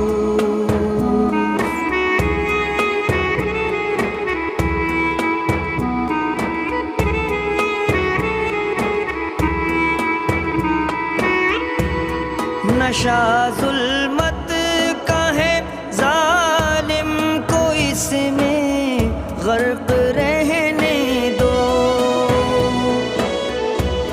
نشہ ظلمت کا ہے ظالم کو اس میں غرق رہنے دو ہمیں بیدار دل میں شمعِ گوہر جلانا ہے ہمیں بیدار دل میں شمعِ گوہر جلانا ہے نہ ہو مایوس پر امید رہ گوہر کو آنا ہے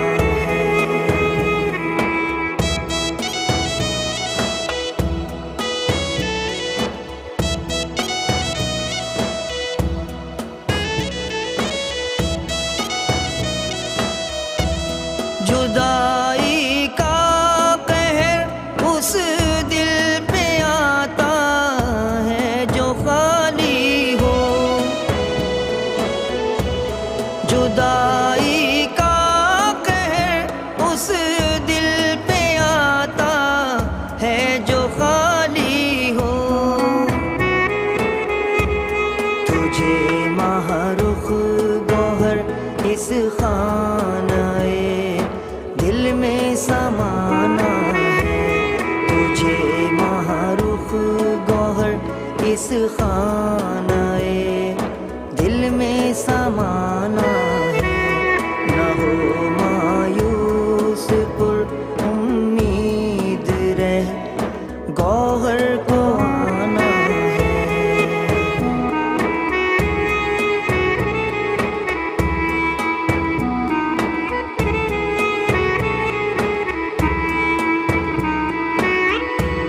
ہجر میں جلوائے گوہر سہارا دل کو دیتا ہے ہجر میں جلوائے گوہر سہارا دل کو دیتا ہے اسی جلوائے گوہر کو ہمیں دل میں بسانا ہے اسی جلوائے گوہر کو ہمیں دل میں بسانا ہے نہ ہو مایوس پر امید رہ گوہر کو آنا ہے گوہر کو آنا گوہر دل گوہر سے جو پیوستہ ہے وہ دل نشیمن ہے دل گوہر سے جو پیوستہ ہے وہ دل نشیمن ہے اسی دل پر سمجھ رکھو گوہر کا آشیانہ ہے اسی دل پر سمجھ رکھو گوہر کا آشیانہ ہے نہ ہو